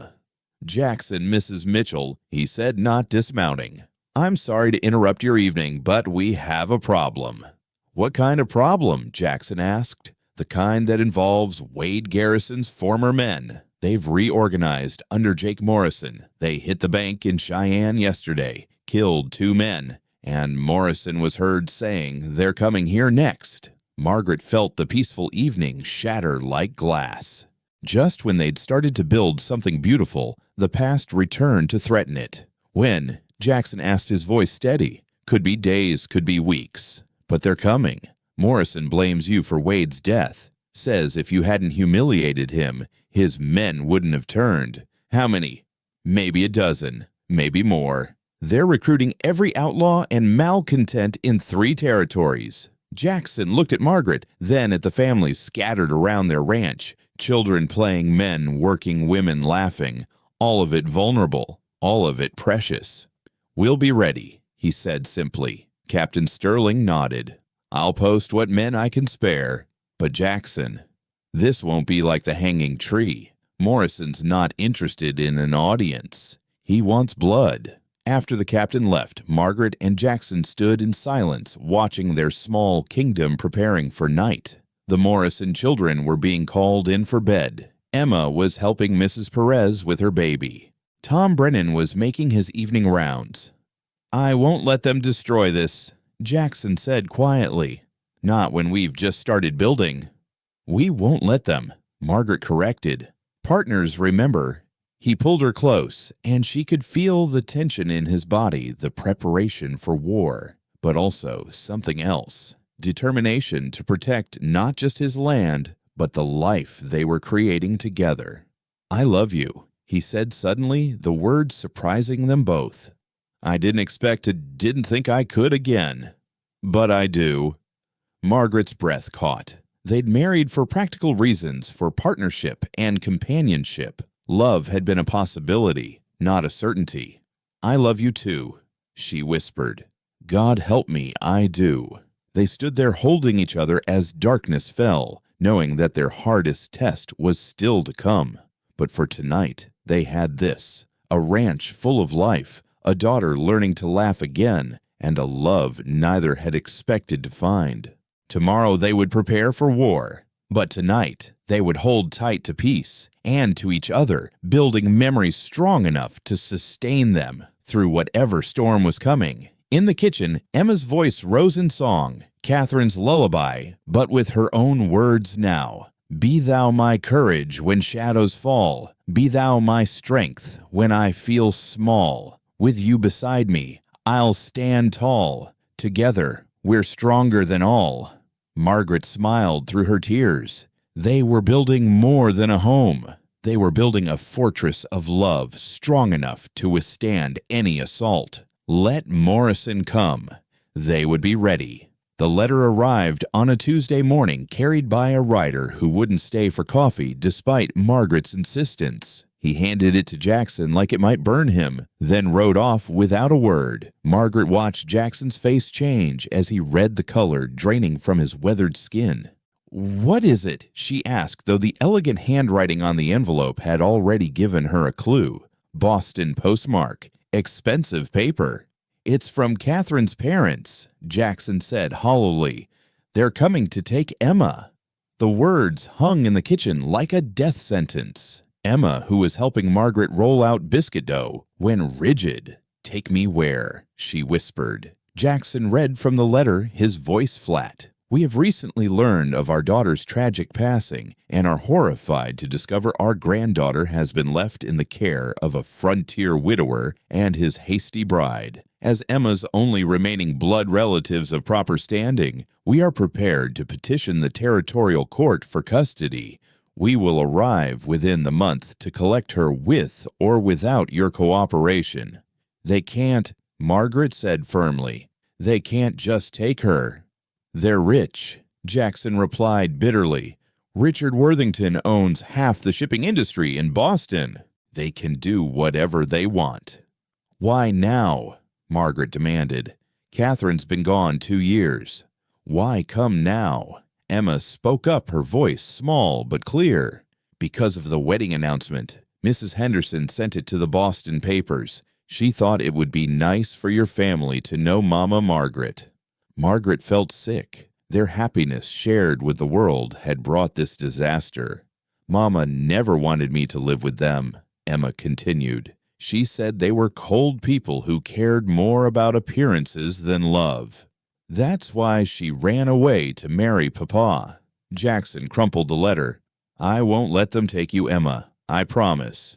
But Margaret heard the doubt in his voice.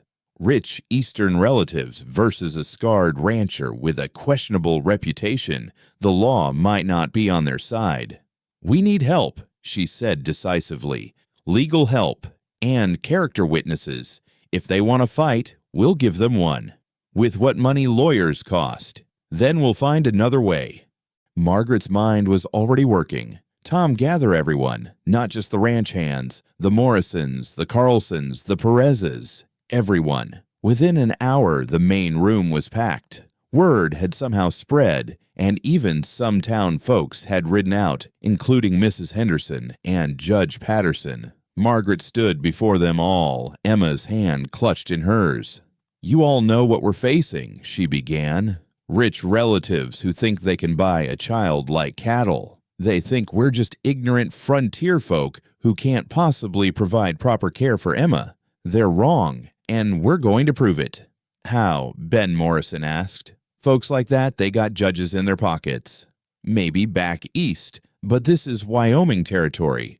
We do things different here." She looked at Judge Patterson. "Don't we judge?" The old man stroked his beard. "The law says custody goes to the most suitable guardian. Usually that means blood relatives, but not always. If we can prove the child's best interests are served here." "Then we prove it," Margaret said. "Emma, sweetheart, I need you to be brave. Can you tell everyone what you want?" Emma stepped forward, her chin raised despite her trembling hands. "I want to stay here," she said clearly. "This is my home. Papa is my father. Mama Margaret is my mother now. My real mama is buried here. My friends are here. I don't know those people in Boston. They never visited, never wrote. Mama said they told her she was dead to them when she married Papa. Why should dead people get to take me away?" Several women wiped away tears. Mrs. Henderson stood up. "The church ladies will write letters, character references for Jackson and Margaret. We'll detail how they've opened their home to struggling families, how they've brought this community together." "I'll write to the territorial governor," Judge Patterson added. "He owes me a favor or two. And we'll make sure them fancy folks see exactly what kind of life Emma has here," Tom Brennan said. "A good life, a happy life." The support was overwhelming, but Margaret knew it might not be enough. They needed something more. Something that would make even rich Bostonians think twice. That evening, she found Jackson in the barn, savagely attacking a hay bale with a pitchfork. "This won't solve anything," she said gently. "I can't lose her, Margaret. I already lost Catherine. I can't lose Emma, too." "You won't. We won't." She took the pitchfork from him. "But Jackson, we need to talk about something difficult. What is Catherine's parents? Why did they disown her? Really?" Jackson sighed, sinking onto a hay bale. Richard Worthington had a business partner picked out for Catherine, railroad money. She was supposed to marry him, merge the fortunes. Instead, she fell in love with me at a military ball, a nobody soldier with nothing but a medal and a dream of ranching. So she chose love over money. She chose freedom over chains. Her parents kept her like a bird in a gilded cage.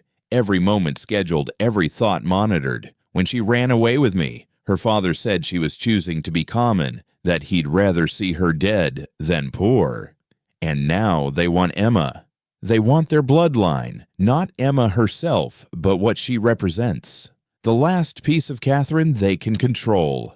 Margaret sat beside him. Then we need to show them that Emma isn't a possession to be controlled. She's a person with her own mind and heart. How? I have an idea, but you're not going to like it. 3 days later, Margaret's plan went into action. She'd sent her own letter to Boston using connections from her past life. Her late husband had been an accountant, yes, but his clients had included some of Philadelphia's most prominent families. One of them, Mrs. Eleanor Vandenberg, was a force of nature who happened to despise Richard Worthington. The return telegram was brief, but promising. Worthington is a bully stop coming to help stop bringing ammunition, stop Eleanor. What kind of ammunition? Jackson asked, reading over her shoulder. The kind that ruins reputations, Margaret said with a smile that reminded him she hadn't always been a ranch wife. While they waited for their ally to arrive, life on the ranch continued with a forced normalcy that fooled no one. Emma had nightmares every night, clinging to Margaret and Jackson in turns. The ranch hands walked armed as if Richard Worthington might arrive with an army to steal the child. Jake Morrison and his gang remained a threat, but somehow that seemed less immediate than the danger of losing Emma legally. It was Tom Brennan who brought the news that changed everything. Boss riders coming, but not Morrison's gang. Fancy carriage military escort. The Worthingtons had arrived 2 weeks early. Richard Worthington stepped from the carriage like he was stepping into a barnyard with visible disgust. He was everything Jackson wasn't: tall, silver-haired, immaculately dressed, radiating the confidence of generational wealth. His wife, Victoria, remained in the carriage, a pale face behind lace curtains. Mr. Mitchell, Worthington said, not offering his hand. "I've come for my granddaughter." "She's not going anywhere," Jackson replied evenly. "I have lawyers, judges, money. You have nothing but dirt and cattle. Don't make this harder than necessary." "Papa." Emma had appeared on the porch, Margaret behind her. Worthington's expression shifted when he saw his granddaughter. For just a moment, Margaret saw something almost human in his eyes. Then it was gone. "Emma," he said, "you look like your mother." "I look like myself," Emma said clearly, "and I'm not going with you." "Child, you don't understand. We can give you everything. The best schools, the finest clothes, a proper place in society. I have everything. I have a family." Victoria Worthington finally emerged from the carriage, moving like a ghost in expensive mourning clothes. "You have a father who got your mother killed," she said, her voice like ice. "And a stepmother who's nothing but a fortune hunter who trapped a grieving man." Margaret stepped forward, but Jackson caught her arm. This wasn't the time for violence, no matter how satisfying it might be. "Mrs. Worthington," Margaret said with deadly calm, "I'm a widow who lost my husband and son. I came here for a job, nothing more. I fell in love with a good man and a brave little girl. If that makes me a fortune hunter, then I'm hunting something more valuable than money." Pretty words from a woman who married a stranger after knowing him a week. Like Catherine did, Margaret shot back. She knew Jackson for 3 days before agreeing to marry him. Was she a fortune hunter too? Victoria's face went white. "How dare you speak her name? How dare you?" Emma suddenly shouted, surprising everyone. "You threw Mama away. She wrote you letters, begged you to visit to meet me. You never answered, not once. And now you want me, not because you love me, but because you're embarrassed that your granddaughter is being raised by people you think are beneath you." Emma, Richard said, his voice gentling. You're young. You don't understand what's best. I understand that Mama Margaret held me through nightmares, that Papa taught me to ride and shoot and be strong, that this ranch is full of people who love me. What can you offer besides money and misery? Before Worthington could respond, another carriage arrived. This one was even fancier than the Worthingtons, and the woman who stepped out was dressed like visiting royalty. Eleanor Vandenberg had arrived. Richard, she said pleasantly. Victoria. How unfortunate to find you here. Eleanor. Victoria gasped. What are you doing in this God-forsaken place? Supporting my dear friend Margaret, of course. We've corresponded for years. The lie rolled off her tongue smoothly. When I heard you were trying to steal a child from her loving home, I simply had to come. It's not stealing. She's our granddaughter, whom you disowned along with her mother. I have the letters, Richard, the ones where you said Catherine was dead to you, the ones where you threatened to ruin any business that helped her. Would you like me to share them with the territorial newspapers? I'm sure they'd love a story about rich Easterners abandoning their daughter, then trying to steal her orphaned child. Richard's face went purple. You wouldn't dare try me. Eleanor's smile was sharp as a blade. I also have information about your railroad partner, the one Catherine was supposed to marry, currently in prison for embezzlement. Imagine if people knew you tried to sell your daughter to a criminal. Margaret watched the Worthingtons deflate like punctured balloons. Eleanor had done in 5 minutes what might have taken months in court. You can't. This is blackmail, Richard sputtered. It's negotiation, Eleanor corrected. Here's my offer. You leave now, renounce all claim to Emma, and I don't destroy what's left of your reputation. You can tell Boston society that you visited and found Emma well cared for. Save face, keep your dignity. And Emma. Victoria asked, her voice small. Emma stepped forward. You could write me. Real letters, not legal documents. You could tell me about Mama when she was little. You could be grandparents instead of strangers. But only if you accept that this is my home. The silence stretched taut. Finally, Richard nodded once sharp and bitter. Draw up the papers, he told Judge Patterson. We'll sign them.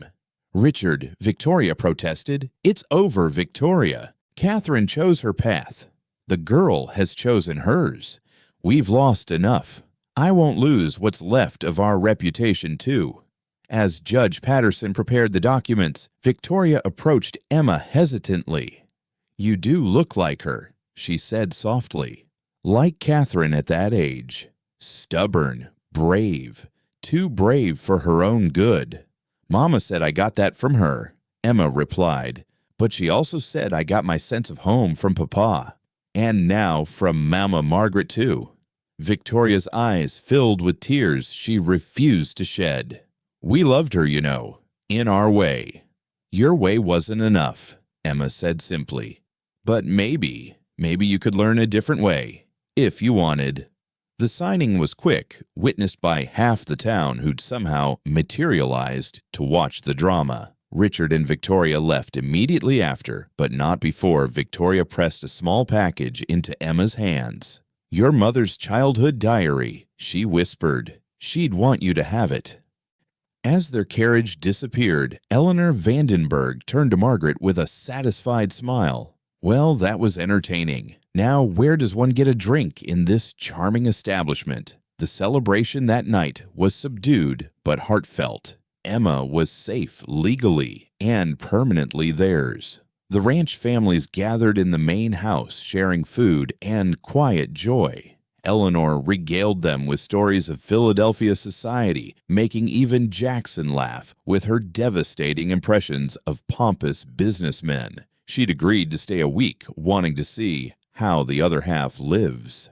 You know, she told Margaret privately, you've done something remarkable here, created a real community, a chosen family. It's worth more than all the money in Boston. It almost wasn't enough, Margaret pointed out.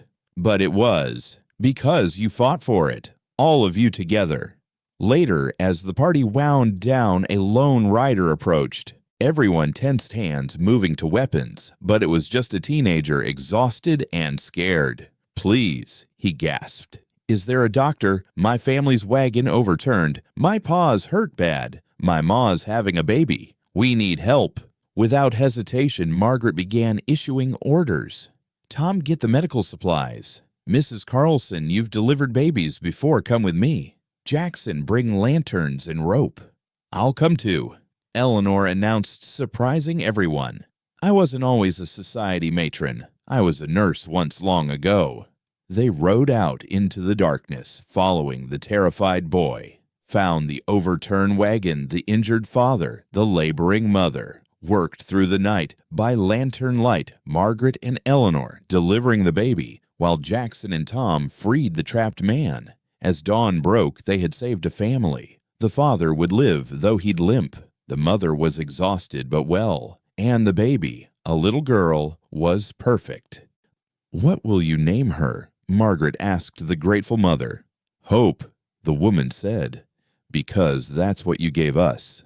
They brought the family back to the ranch, set them up in one of the remaining cabins, another addition to their growing community. "You can't save everyone," Eleanor told Margaret as they watched the new family settle in. "No," Margaret agreed, "but we can save the ones who find us. And Jake Morrison. When he comes," Margaret's expression hardened. "Then we protect what we've built, all of us, together." Eleanor studied her for a long moment. "You've become quite formidable, Margaret Mitchell." "I've had to be."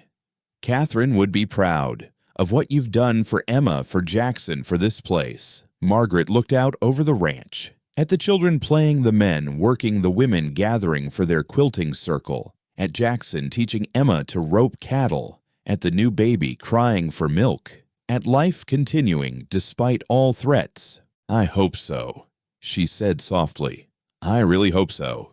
That night, as she and Jackson finally had a moment alone, he pulled her close. "We did it," he said wonderingly. "We kept her." "We kept all of them," Margaret corrected. "Our daughter, our families, our home." "Our family," Jackson said, and the words held weight. "That's what we are now, all of us, a family." "A complicated, messy, beautiful family," Margaret agreed. "The best kind," Jackson said, and kissed her. Outside, storm clouds gathered on the horizon. Jake Morrison was still out there planning waiting. But tonight, the Circle M Ranch stood strong, united by bonds deeper than blood. They'd fought the law and won. They'd faced down the past and triumphed. Now they just had to survive the future. But looking around at their chosen family, Margaret felt something she hadn't felt in years: confidence. Whatever came next, they wouldn't face it alone. The community had become family. And family Margaret knew was worth fighting for. The drought started 3 weeks after the Worthingtons left. At first, it seemed like just another dry spell, common enough in Wyoming. But as days turned to weeks without rain, the grass began to brown, the creek dropped to a trickle, and the cattle grew restless. "We've seen worse," Tom Brennan said, but his eyes betrayed his worry as he and Jackson surveyed the north pasture. The grass crunched under their boots like broken glass. "Not with this many souls to feed," Jackson replied. They had 40 people on the ranch now, including the children. The well was holding, but for how long? That evening, Margaret noticed the storm clouds building to the west. Finally, blessed rain. But as the clouds drew closer, her relief turned to dread. They were the wrong color, a sickly green-black that promised violence, not relief. "Tornado weather," Mrs. Carlson said quietly, gathering her children close. Jackson burst through the door. "Everyone to the root cellars. Now." They had 3 cellars, 1 under the main house, 2 near the cabins. Margaret grabbed Emma while Jackson herded the families. The wind picked up with frightening speed, going from dead calm to howling fury in seconds. "The horses!" Emma cried out. "No time!" Jackson shouted over the wind. "Get below!" They'd just gotten everyone underground when the world exploded above them. The roar was like nothing Margaret had ever heard. 1,000 trains, 1,000,000 screams, the sound of God's own fury. The cellar doors rattled and shook. Children cried. Adults prayed. Emma pressed against Margaret, but her eyes were on Jackson. "Papa, what about the others?" "The Perez's cellar is old." A tremendous crash cut her off. The house above them groaned, then part of it simply wasn't there anymore. They could see the sky through gaps in the floor above, a sky the color of old bruises lit by constant lightning. "Stay down," Jackson ordered, but Margaret could see him calculating, planning. The Perez family cellar was the weakest. If it failed, the tornado passed as quickly as it came, leaving behind an awful silence. They emerged to devastation. The barn was gone, scattered across 3 counties. Half the main house's roof was missing. The bunkhouse had shifted off its foundation. But worst was the Perez cabin. It had collapsed completely, the old cellar entrance buried under tons of debris. "Juan!" Jackson shouted, already running. "Maria!" The ranch hands converged on the ruins, digging frantically with their bare hands. Margaret organized chains to move debris. Even the children helped their small hands pulling at splinters. "Here!" Tom called out. "I can hear them." They were alive, but trapped. The cellar had partially collapsed, pinning the family of 5 in a space barely big enough for 2. They could hear the youngest child crying, which was both heartbreaking and hopeful. Crying meant breathing. "We need leverage," Jackson said. "The main beam is holding everything up. If we move it wrong, the whole thing comes down." Tom finished grimly. They worked through the night, careful, methodical, while the trapped family grew quieter. Margaret kept talking to them through a small gap, keeping them conscious, keeping them hopeful. "Almost there, Maria. Juan, keep the children calm. We're coming." Dawn was breaking when they finally broke through. The Perez family emerged, dusty, bruised, but alive. The youngest, barely 2, reached for Margaret with a smile that made everyone cry. But their relief was short-lived. As the sun rose fully, it revealed the true extent of the damage. 3 cattle dead, most of the chickens gone. The vegetable garden Margaret had been nurturing, destroyed. And worst of all, the well house had been damaged. The pump was broken, and debris had fallen into the well itself. "How much water do we have?" Margaret asked. "The barrels in the house. The trough for the horses," Tom calculated. "Maybe 3 days for all of us. Less if we water the remaining cattle." Jackson's face was grim. "The creek's too low to help. The nearest good water is Baker's Spring, 5 miles north." "That's Morrison territory," Ben Morrison said quietly. No relation to Jake, but the name still carried weight. "He's claimed all the water sources north of here." As if summoned by his name, riders appeared on the horizon. Jake Morrison and 15 men armed and ready for war. But they didn't attack. They stopped just outside rifle range, and Jake rode forward alone, white flag tied to his rifle. "Heard you had some trouble," he called out, surveying the damage with satisfaction. "That's a shame. Tornado took out your well, didn't it?" "State your business, Morrison," Jackson replied, rifle in hand but not aimed. "Business is simple. You need water. I have water. Baker's Spring, Carson's Creek, even that little seep at Widow's Rock. All mine now. Well, mine to control. Water rights belong to whoever's strong enough to hold them. And right now, that's me." Jake's smile was cold. "But I'm not unreasonable. I'll let you water your cattle, fill your barrels. For a price." "What price?" "The ranch. Sign it over to me, and I'll let you all leave safely, with water for the journey." "Go to hell." "Already been. It's dry there, too." Jake's expression hardened. "You've got 40 souls, Mitchell. Half of them children. How long before they start dying of thirst? 3 days? 4? You want that on your conscience." Margaret stepped forward. "You're talking about murdering children over land. I'm talking about nature taking its course. I'm not stopping you from finding water. I'm just protecting what's mine." It's not yours. Possession is 9/10 of the law, ma'am, and I possess every water source for 20 miles. He turned his horse. You've got 2 days to think about it. After that, my boys might get trigger happy if they see anyone near our water. As Morrison's gang rode away, the ranch families gathered around Jackson and Margaret. The children were already showing signs of thirst. The tornado had hit yesterday evening, and they'd been rationing since. We could try to take the spring by force, Tom suggested. 15 armed men in defensive positions. Jackson shook his head. It would be a bloodbath. We could send riders to town, get help, Mrs. Carlson offered. 3 days there and back minimum. We don't have that long. Eleanor Vandenberg, who'd extended her stay after the family crisis, spoke up. What about negotiation? I have money. Morrison doesn't want money. He wants the ranch. He wants to humiliate Jackson. Emma tugged on Margaret's skirt. Mama Margaret, what about the old mine? Everyone turned to look at the child. What mine, sweetheart? Mama told me stories. Great-Grandpa Reed dug a mine in the hills looking for silver. He never found any, but he said he found something better. Water. Underground river. He sealed it up because he was afraid it would flood. Jackson's eyes widened. The old Reed mine. My God, I'd forgotten.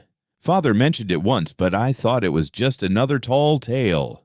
Where? Margaret asked urgently. Emma closed her eyes, remembering. Mama said it was where the Eagle Rocks kiss the morning sun. Whatever that means. Tom Brennan started laughing. Eagle Rocks, those two formations that look like bird heads up in the eastern hills. First place the sun hits at dawn. That's still Morrison's territory, Ben pointed out. But he doesn't know about the mine, Jackson said, hope creeping into his voice. If we can get there unseen, open it up.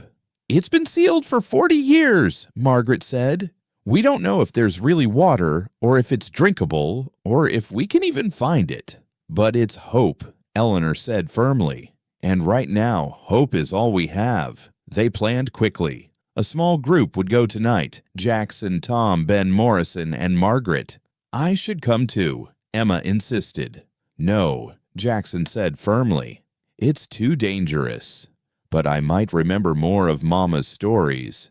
Emma's right, Margaret said reluctantly. And if we're caught, a child's presence might prevent shooting.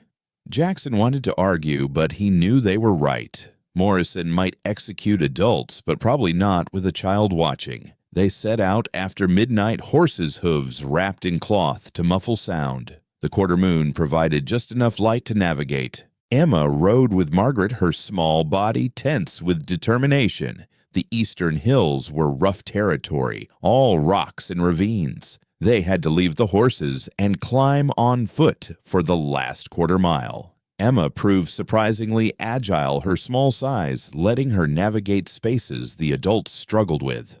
There, Tom whispered, pointing to two rock formations that did indeed look like eagle heads in profile. But where's the mine? They searched desperately as dawn approached. Soon Morrison's patrols would be out.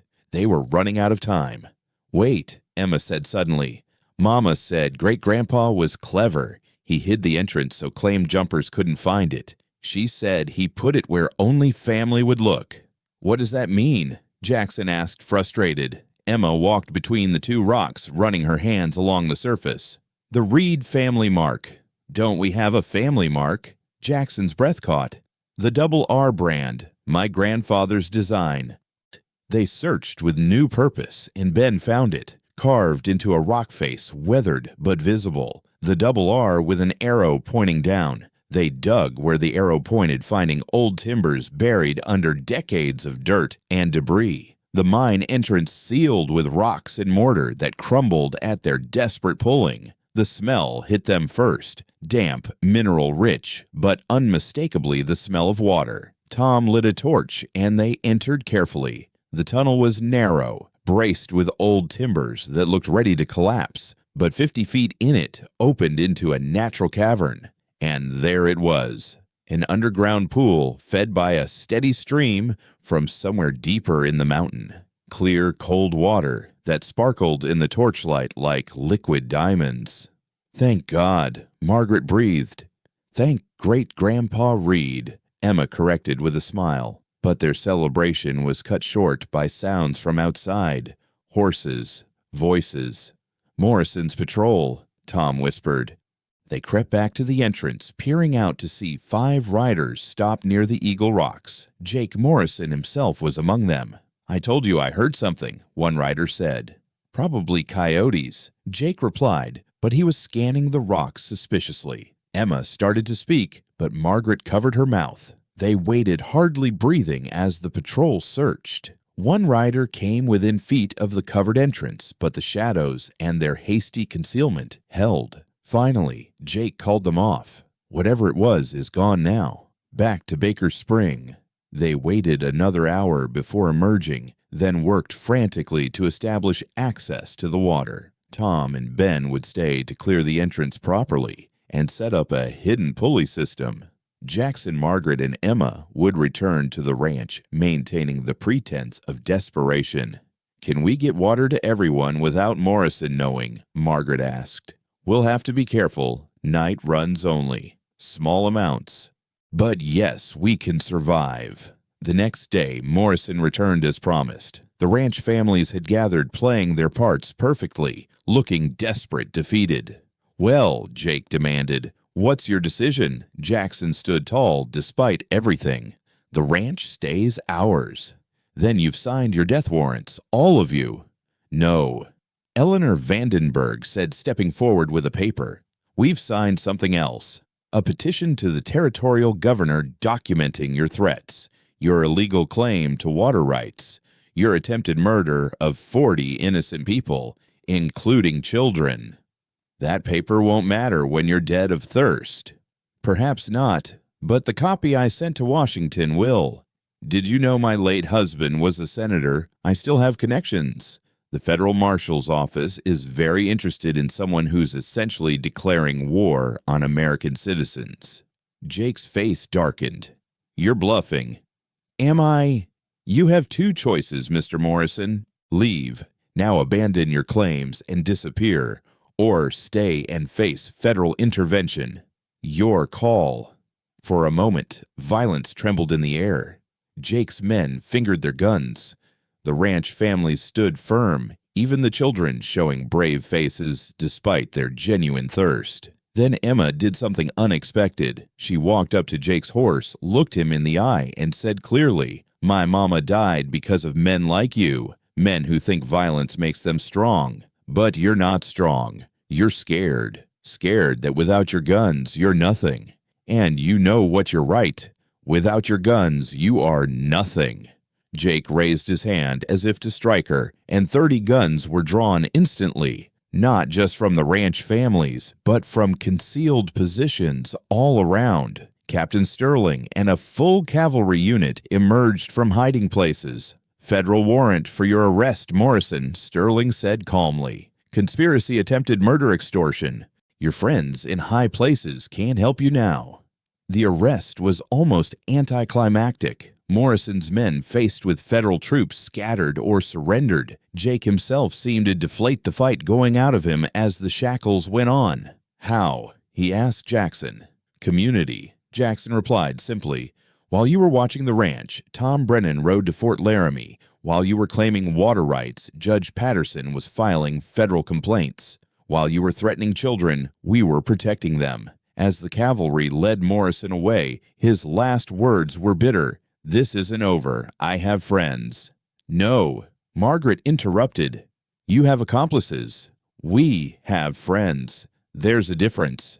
With Morrison gone and the mine providing water, the ranch began to rebuild. It took weeks of hard work, but the barn rose again. The house was repaired. The well was cleaned and restored. The drought eventually broke with a 3-day rain that had everyone dancing in the mud. But the most important rebuilding was of spirit. The families who'd faced death together were now bonded in a way that went beyond mere proximity. They were truly a community. One evening, as Margaret helped serve dinner to their extended family, she realized something. The main room was fuller than ever, not just with the usual families, but with new arrivals. Word had spread about the Circle M, about the ranch that took in anyone willing to work, that stood against outlaws and won. "We're becoming a town," she told Jackson that night. "Is that bad?" "No, it's what Catherine dreamed of. Emma told me she wanted this place to be more than just a ranch. She wanted it to be a beacon." Jackson pulled her close. "And now it is. Thanks to you." "Thanks to all of us," Margaret corrected. "Every person who stood firm, who refused to run, who chose community over fear." A knock at the door interrupted them. Tom Brennan entered with a telegram. "From Boston," he said, handing it to Margaret. She read it, her face cycling through surprise, sadness, and finally a sort of peace. "What is it?" Jackson asked. "Richard Worthington is dead. Heart attack. Victoria is asking. She's asking if she can visit Emma. Not to take her, just to know her." Jackson's first instinct was to refuse, but Emma, who'd been listening from the stairs, spoke up. "She can come," the girl said firmly. "Family is complicated, but maybe she needs us as much as we needed each other." Margaret smiled at her daughter, for that's what Emma had become truly and completely. "You're wise beyond your years." "I had good teachers." "All of them." That night, as the ranch settled into sleep, Margaret stood on the porch looking out over their domain. The new barn, the repaired houses, the expanded gardens, children's toys scattered in the yard, laundry on the lines, signs of life, signs of hope. They'd survived drought and tornado. They'd faced down outlaws and wealthy relatives. They'd found water in the desert and hope in despair. But more than that, they'd found each other, a widow from Philadelphia, a scarred rancher, a silent child, desperate families, loyal cowboys. They'd become something greater than the sum of their parts. "Come to bed," Jackson called softly. Margaret took one last look at the stars bright in the clear Wyoming sky, then went inside to her husband, her daughter, her home. The crisis had passed. They'd survived, more than survived. They'd thrived. And tomorrow they'd continue building. Together. Spring came early that year, as if nature itself was eager to erase the memories of drought and disaster. Margaret stood in Catherine's garden, her garden now, watching green shoots push through the dark soil. Emma knelt beside her, carefully transplanting seedlings they'd nurtured through the winter. "Mama Margaret, look." Emma pointed to a corner where nothing had been planted. Wild flowers were sprouting, the same ones Catherine had loved to gather. "They must have been dormant in the soil," Margaret said softly, "waiting for the right conditions to bloom again." "Like us," Emma said simply, and Margaret's heart clenched at the child's wisdom. It had been 6 months since Jake Morrison's arrest, since the tornado, since all their trials. The Circle M Ranch had transformed into something unrecognizable from the broken place Margaret had first seen. 37 buildings now dotted the property, homes for the 12 families who joined them, workshops, a schoolhouse, even a small chapel Tom Brennan and the men had built as a surprise. Mrs. Mitchell, young Timothy Morrison, came running, his face flushed with excitement. "Pa says to come quick. Something's happening at the north pasture." Margaret and Emma hurried after the boy, finding a crowd gathered near the creek. The spring melt had swollen it beyond anything anyone remembered, and in the newly deep pool, Jackson and several men stood waist-deep in water, laughing like children. "What on earth?" Margaret called out. Jackson waded toward her, his grin boyish. "Gold, Margaret. The flood washed it down from the hills. Not enough to make us rich, but enough to buy what we need. Enough to build what we've dreamed." Ben Morrison held up a pan with gleaming flakes. "My grandfather was a 49er. Taught me to recognize it. This is real, Mrs. Mitchell." "How much?" Margaret asked, ever practical. "Won't know until we pan it all," Tom said. "But judging by what we've found in an hour, maybe $10,000 worth. Maybe more." $10,000. enough to buy proper equipment, better seed, more cattle, enough to ensure everyone on the ranch could build something lasting. "It's a miracle," Sarah Morrison breathed.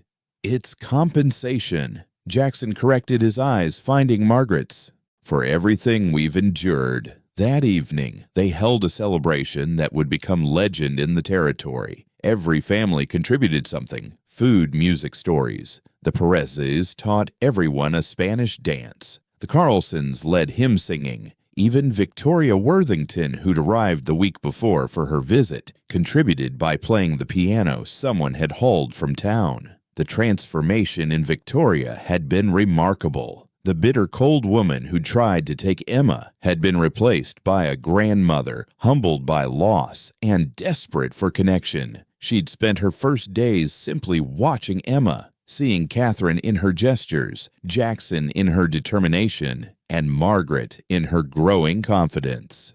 "I was wrong," she'd told Margaret privately. "About everything. Catherine knew something I'd forgotten, that love matters more than propriety, that chosen family can be stronger than blood." Now she played while Emma sang, their voices blending in harmony that brought tears to many eyes. "Ladies and gentlemen," Jackson called out, standing on a makeshift platform. "6 months ago, we nearly lost everything. Drought, tornado, outlaws. It seemed like the world was against us. But we're still here, not just surviving, but thriving. And I have Margaret to thank for that." "We all do," someone shouted, and cheers erupted. Margaret felt her cheeks burn. Jackson stopped. "No, let me say this." His voice carried across the gathering. "Margaret Sinclair Mitchell walked into our lives when we needed her most. She took a broken ranch, a silent child, and a man half dead inside, and she brought us back to life. But more than that, she showed us what we could become together." He pulled out a rolled document, "which is why I'm announcing tonight that the Circle M Ranch is being reorganized. Every family here will become part owners. You've all earned it with your sweat, your courage, your commitment. This isn't just my land anymore. It's our land." The silence was deafening. Then Ben Morrison started crying, followed by his wife, then others. These people who'd lost everything, who'd been ground down by debt and desperation, were being offered not just work, but ownership, not just survival, but dignity. "There's more," Margaret said, stepping forward. "The gold we found, it's going into a common fund. For emergencies, for opportunities, for ensuring no family here ever faces ruin alone again." And Emma added, her young voice clear, "We're building a real school with real books. And anyone who wants to learn can come, even the adults." Old Juan Perez, who'd never learned to read, wept openly. As the celebration continued, Margaret found herself walking with Victoria through the garden. The older woman seemed lost in thought. "Catherine would have loved this," she said finally. "This is what she always described in her letters, the ones I was too proud to answer." "She knows," Margaret said gently. "Somehow, I believe she knows." Victoria stopped walking, turned to face Margaret fully. "I'm selling the shipping business," she announced. "Richard left me everything, and I don't want it. The money, the houses, the status. It all feels like prison bars now." "What will you do?" "I was hoping. That is, if you'd have me. I'd like to stay. Not at the ranch, but in town. I could teach music, help with the school, be a proper grandmother to Emma, if she'll let me." Margaret took the older woman's hands. "Everyone deserves a second chance, Victoria, even Boston grandmothers." They were interrupted by commotion from the main house. Riders approaching fast, but not with threat. It was Captain Sterling and his men, and they were escorting a fancy carriage. From the carriage stepped a man Margaret recognized from newspaper drawings, James Campbell, the territorial governor himself. "Mr. Mitchell," the governor said formally. "Mrs. Mitchell, I've come with a proposition." Jackson and Margaret exchanged glances. "Sir." "The territory is organizing for statehood. We need examples of what Wyoming can be. Not just cattle and cowboys, but community civilization progress. Your ranch, what you've built here, it's exactly what we need to show Washington. He pulled out an official-looking document. I'm appointing you, Jackson, as Territorial Commissioner of Agriculture. The position comes with a federal salary and the authority to help other communities organize as you have. I'm just a rancher. You're a man who turned disaster into opportunity, who chose community over conflict. That's what Wyoming needs. And Captain Sterling added with a grin, it means Jake Morrison's old gang becomes your problem officially. Most have scattered, but those who remain might think twice about causing trouble for a federal commissioner. Jackson looked at Margaret, seeking her input, as he always did now. Take it, she said simply. You've earned the right to help others as we've been helped. As Jackson accepted the appointment, Margaret noticed Emma standing apart writing in a journal. She'd been doing that lately, recording everything she said so future generations would know their story. What are you writing now? Margaret asked. The ending, Emma said. Except it's not really an ending, is it? It's a beginning. How does your story end then? Emma thought for a moment, then read what she'd written. They came together as strangers bound by loss and need, a widow seeking purpose, a widower trapped in grief, a child silenced by tragedy, families broken by misfortune, cowboys loyal to a dying dream. But in finding each other, they found themselves. In building a community, they built a family. In facing their worst fears, they discovered their greatest strengths. She looked up at Margaret. Is that good? It's perfect, sweetheart. The celebration lasted until dawn. As the sun rose over the Circle M ranch, it illuminated a scene that would have been unimaginable just a year ago. Families preparing for a day of shared work. Children running between houses no longer separated by cabin walls, but united as cousins of choice. Men planning the new irrigation system the gold would finance. Women organizing the school that would educate not just children, but anyone hungry to learn. Jackson found Margaret on their porch, watching it all with tears streaming down her face. Happy tears, he asked, pulling her close. Amazed tears. Grateful tears. When I stepped off that train in the storm, I never imagined this. Neither did I. I thought I was hiring a cook. Instead, I got a partner, a mother for Emma, a voice for the voiceless, and the love of my life. Margaret turned in his arms, looking up at the man who'd transformed from a broken ghost to a leader of men, from a father paralyzed by grief to one who showed his love daily. Jackson, there's something I need to tell you. His brow furrowed with concern. What is it? I'm pregnant. The words hung in the morning air like suspended gold dust. Jackson's face cycled through shock, fear, and finally pure joy. Are you certain? Eleanor confirmed it. She was a midwife before she was a society matron, about 3 months along.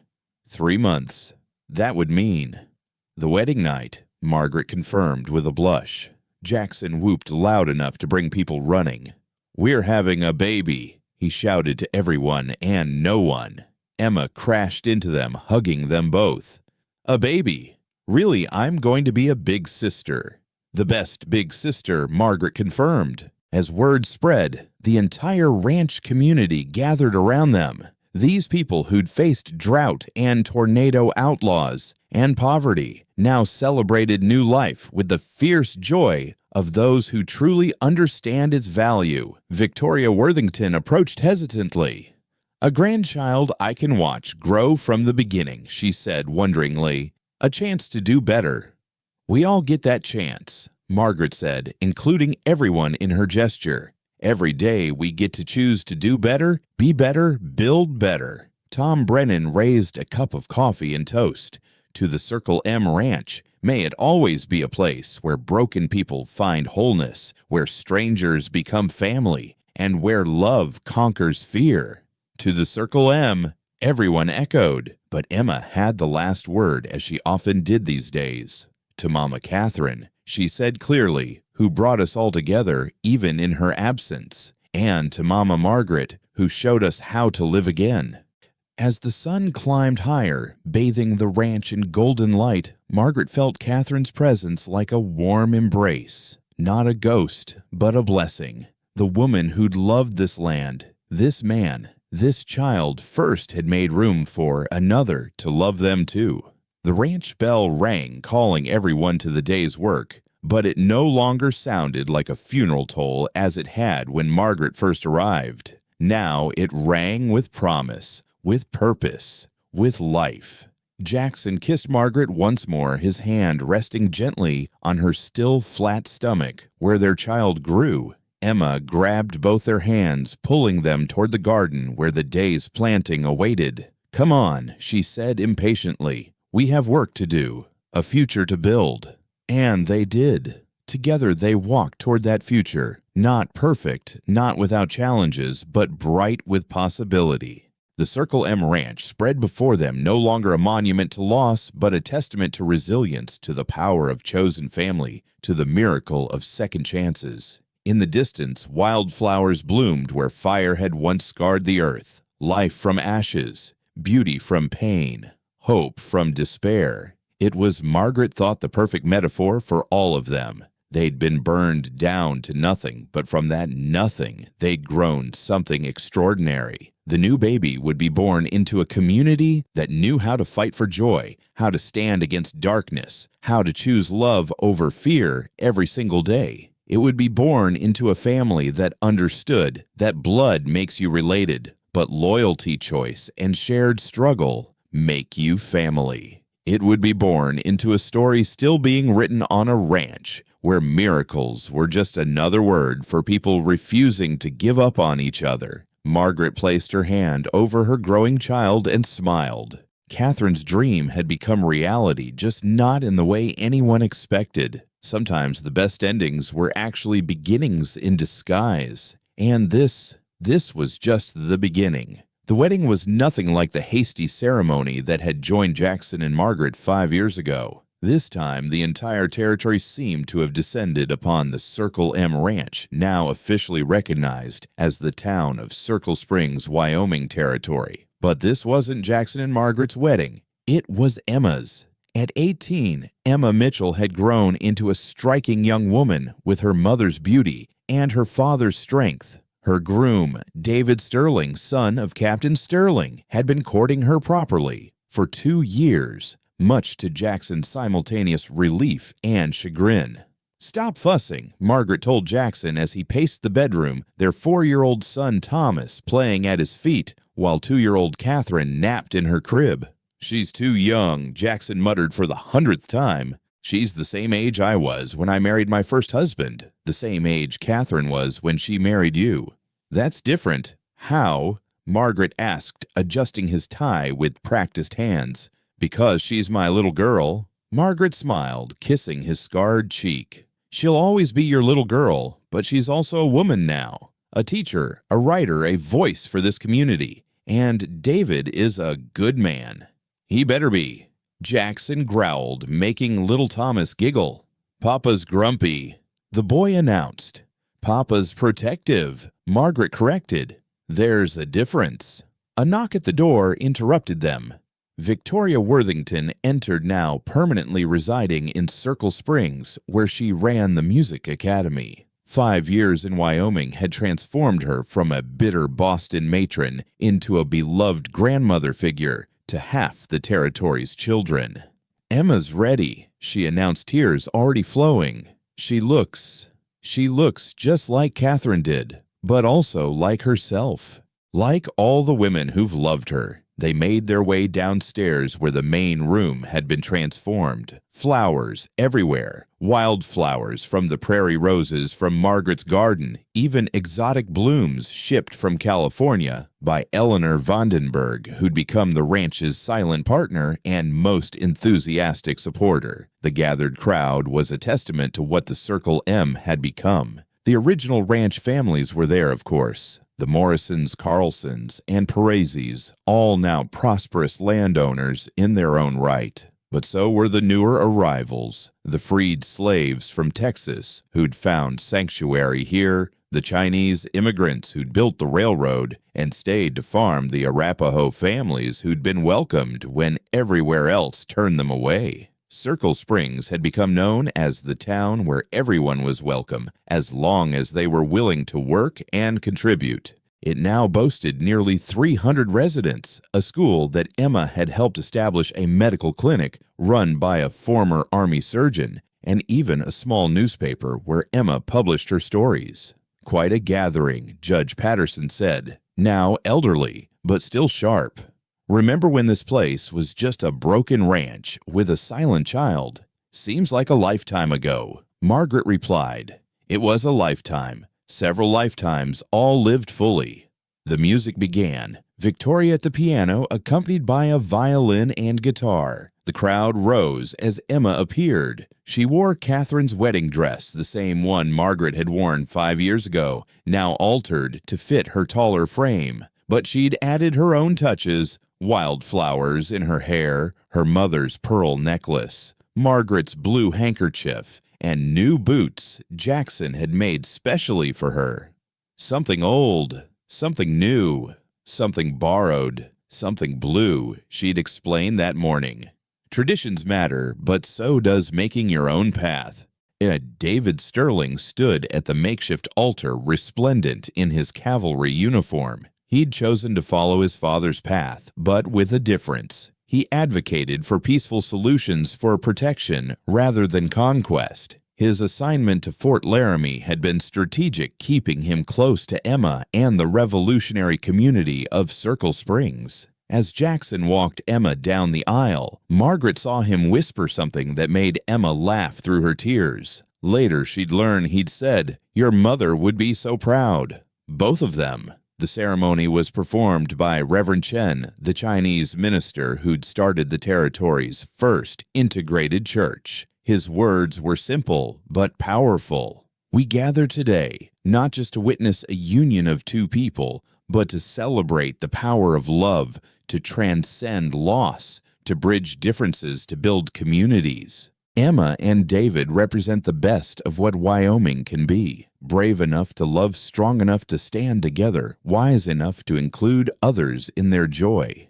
When David kissed his bride, the cheer that went up could probably be heard in Cheyenne. Thomas escaped Margaret's grip to run to his sister, demanding to be picked up, while baby Catherine woke from her nap and added her voice to the celebration. The reception that followed was legendary. Tables groaned under food, representing every culture present. German sausages, Mexican tamales, Chinese dumplings, soul food from the Texas families, traditional Arapaho fry bread, and of course, Margaret's famous biscuits that had started it all. Speech, the crowd called, and Jackson stood raising his glass.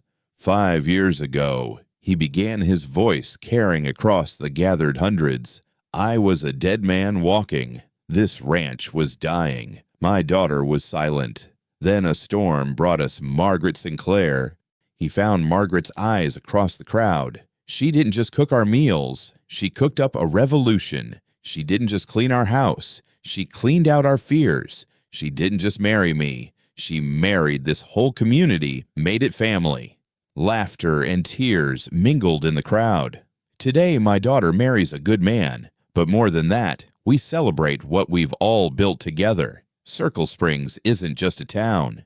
It's proof that people of all backgrounds, all colors, all creeds can come together and create something beautiful. He raised his glass higher. To Emma and David, may your love story be as unexpected and wonderful as ours has been. To Emma and David, the crowd roared, but Emma stood asking for quiet. I have something to say too. She pulled out a worn journal, the one she'd been writing in for years. 5 years ago, I started writing our story. I thought I was writing about loss, about grief, about survival. But I was actually writing about resurrection, about how love doesn't die, it transforms, about how families aren't just born, they're chosen and built and fought for. She looked at Margaret. Mama Margaret, you showed me that you can honor the past while embracing the future, that you can carry multiple loves in your heart without diminishing any of them. Then to Jackson, Papa, you showed me that strength isn't about standing alone. It's about standing together even when you're scared, especially when you're broken. She gestured to the crowd. All of you showed me that community isn't about sameness. It's about shared values, hard work, mutual respect, and the revolutionary idea that everyone deserves a second chance. She took David's hand, and this man showed me that love isn't just about passion or romance. It's about choosing to build something together day by day, choice by choice. Her voice grew stronger. They say Wyoming will be a state soon that will have a voice in this nation's future. Well, let Circle Springs be that voice. Let us show America that democracy isn't just about voting. It's about creating communities where everyone has value, where different isn't dangerous, where love is stronger than hate. The applause was thunderous, but Emma wasn't done. I want to read something. The last entry in my journal written this morning. She opened to the final page. Today, I marry David Sterling, surrounded by a community that rose from ashes. But this isn't an ending, it's a continuation. My birth mother, Catherine, planted seeds of love that survived her death. My chosen mother, Margaret, watered those seeds with courage and determination. My father, Jackson, provided the soil of steadfast protection. And all of you, every family that came broken and left whole, every stranger who became family, every child born into this chosen tribe, you've been the sunshine that made everything grow. They say the West is wild. They're right. It's wild with possibility, wild with hope, wild with the crazy idea that people can choose to be better than their worst moments, bigger than their biggest fears. Today, in this place that was once broken, we stand whole, not perfect. Perfection is a myth, but whole in our imperfection, strong in our vulnerability, united in our diversity. This is our story. A widow who found purpose, a widower who found peace, a child who found her voice, families who found home, a community that found its soul.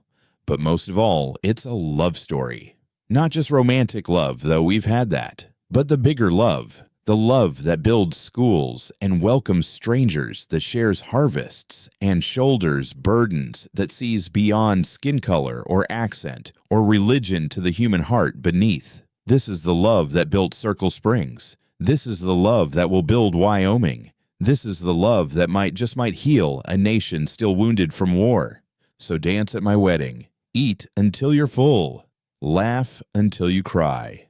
And remember, we are proof that endings can be beginnings, that strangers can be family, that love is the strongest force in the universe. Welcome to our happily ever after. It looks like hard work, complicated relationships, and daily choices to be kind. It looks like Circle Springs. It looks like home.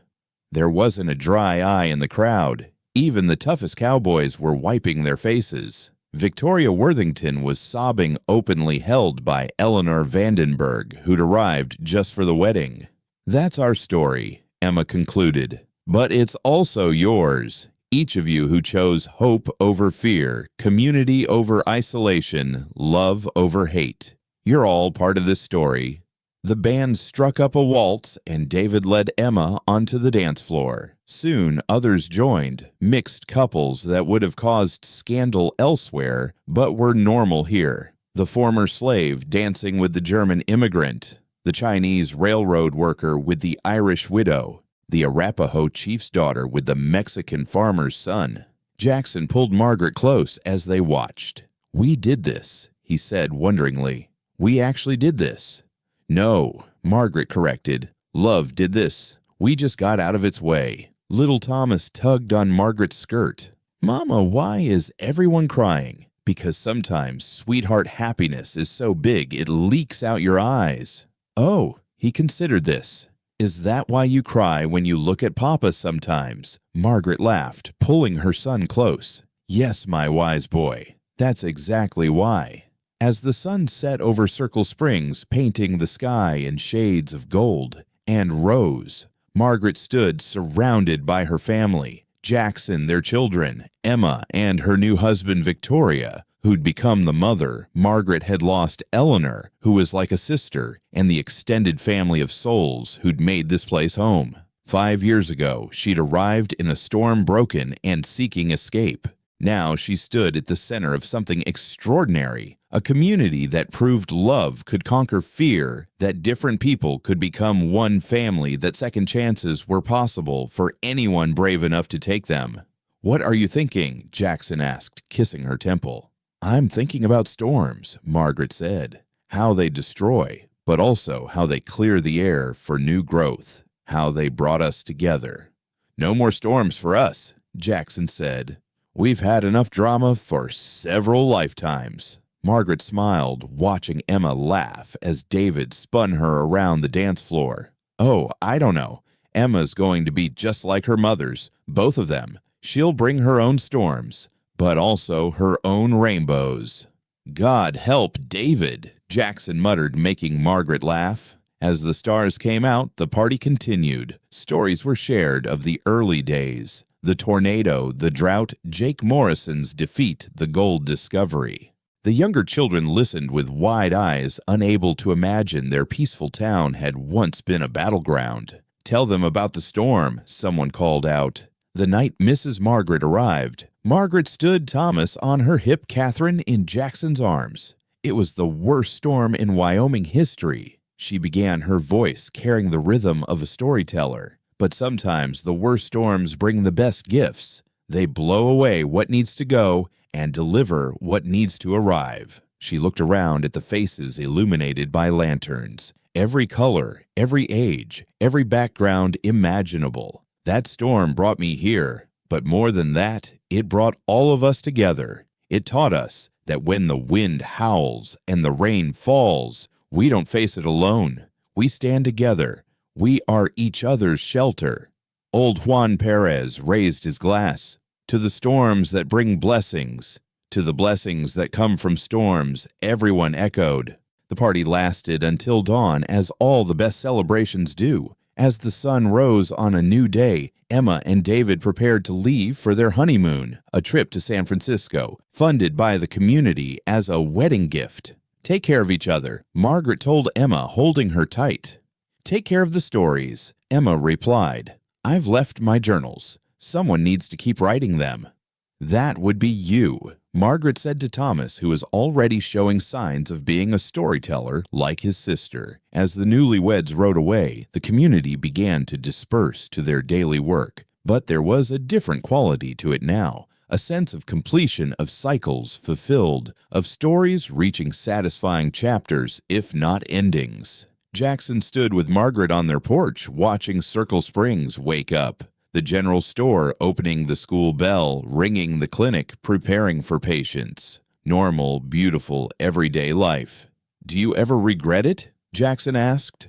"Leaving Philadelphia for this?" Margaret looked at him. This man who'd been broken when she met him, but now stood strong and whole, scarred but beautiful, weathered but wise.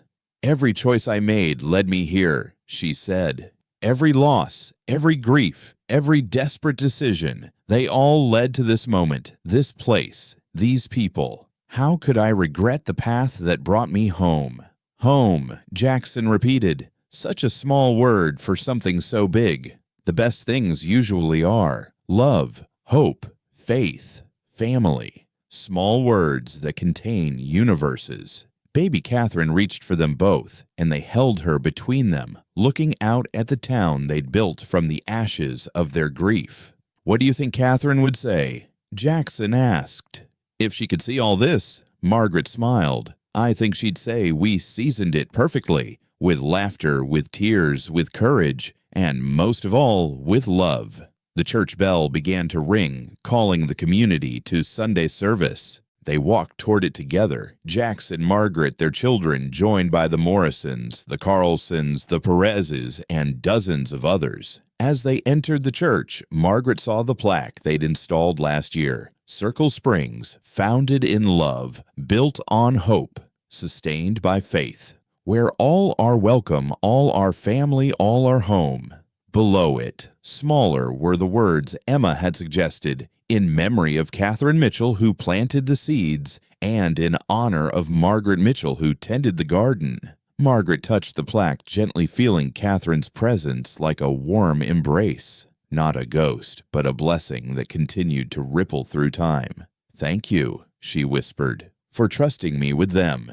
The service began with a hymn, hundreds of voices raised in harmony. "Amazing grace, how sweet the sound that saved a wretch like me. I once was lost, but now am found, was blind, but now I see." Margaret sang with tears streaming down her face. She had been lost. They all had been. But in finding each other, they'd found themselves. In building a community, they'd built a family. In choosing love over fear, they'd chosen life over mere existence. As the hymn ended and Reverend Chen began to speak about the miracle of transformation, Margaret looked around at the congregation. Former enemies sitting side by side, different races worshiping together, broken people made whole by community. This was their miracle, not dramatic or sudden, but built day by day, choice by choice, act of kindness by act of kindness.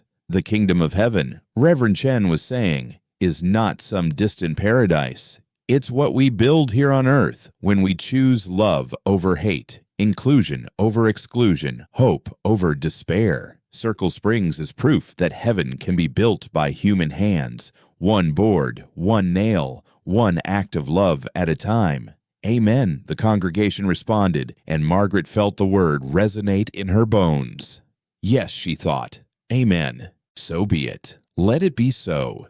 The service ended, but the community lingered, reluctant to separate. Children played while adults planned the week's work. Normal, beautiful, everyday life in a place that had become extraordinary through the simple act of people choosing to love each other. As they finally walked home, Thomas running ahead, Catherine toddling between her parents, Jackson asked, "What now? What's our next adventure?" Margaret smiled, thinking of the letter in her pocket, an invitation from the territorial governor to help establish similar communities throughout Wyoming. The work wasn't done. Perhaps it never would be.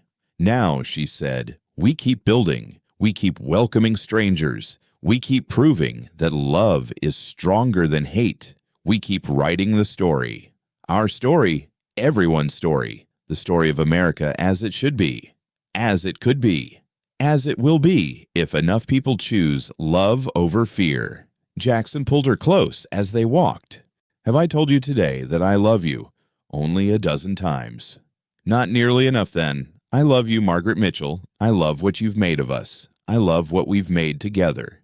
I love you too, Jackson, scars and all, broken pieces and all, because our broken pieces fit together to make something whole." They reached their house, no longer the broken, silent place Margaret had first entered, but a home filled with laughter toys scattered on the floor, the smell of bread, baking, the sound of children playing. Thomas ran to them with a book. "Read to us, Mama. The story about the storm." Margaret settled into the rocking chair, her children gathered around her, Jackson standing behind with his hands on her shoulders. "Once upon a time," she began, "there was a terrible, wonderful storm, and in that storm, magic happened.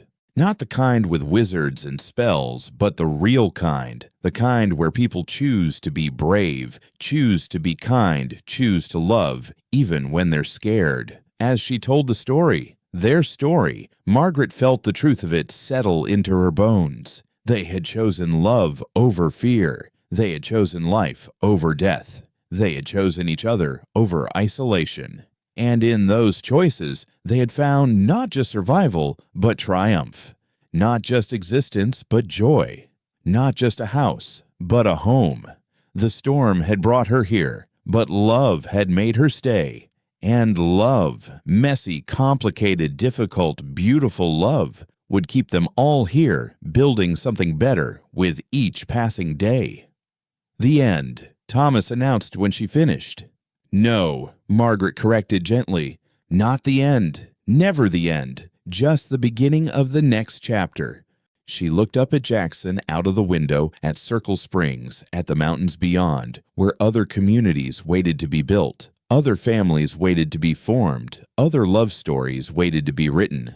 Always the beginning, she said, because love stories, real love stories, they never really end. They just keep growing, keep spreading, keep teaching others that love is possible, that hope is justified, that tomorrow can be better than today.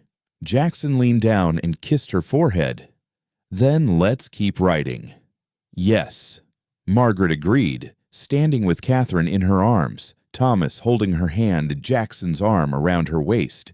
Let's keep writing the greatest love story ever told, the one where everybody gets to be part of the happy ending. They stood together in the doorway of their home, looking out at Circle Springs, at the town built from love, the community forged from courage, the family created from choice. The sun was setting, painting the sky in impossible colors. But Margaret wasn't watching the ending of the day. She was watching the beginning of all the tomorrows to come. Tomorrows filled with love. Tomorrows filled with hope. Tomorrows filled with the family they'd chosen and the family that had chosen them. Home, she whispered. Home, Jackson agreed. Home, Thomas and Catherine chorused. And it was. Forever and always it was home. Not because of the place, but because of the people. Not because of blood, but because of choice. Not because it was perfect, but because it was theirs. Their story, their miracle, their love, their home.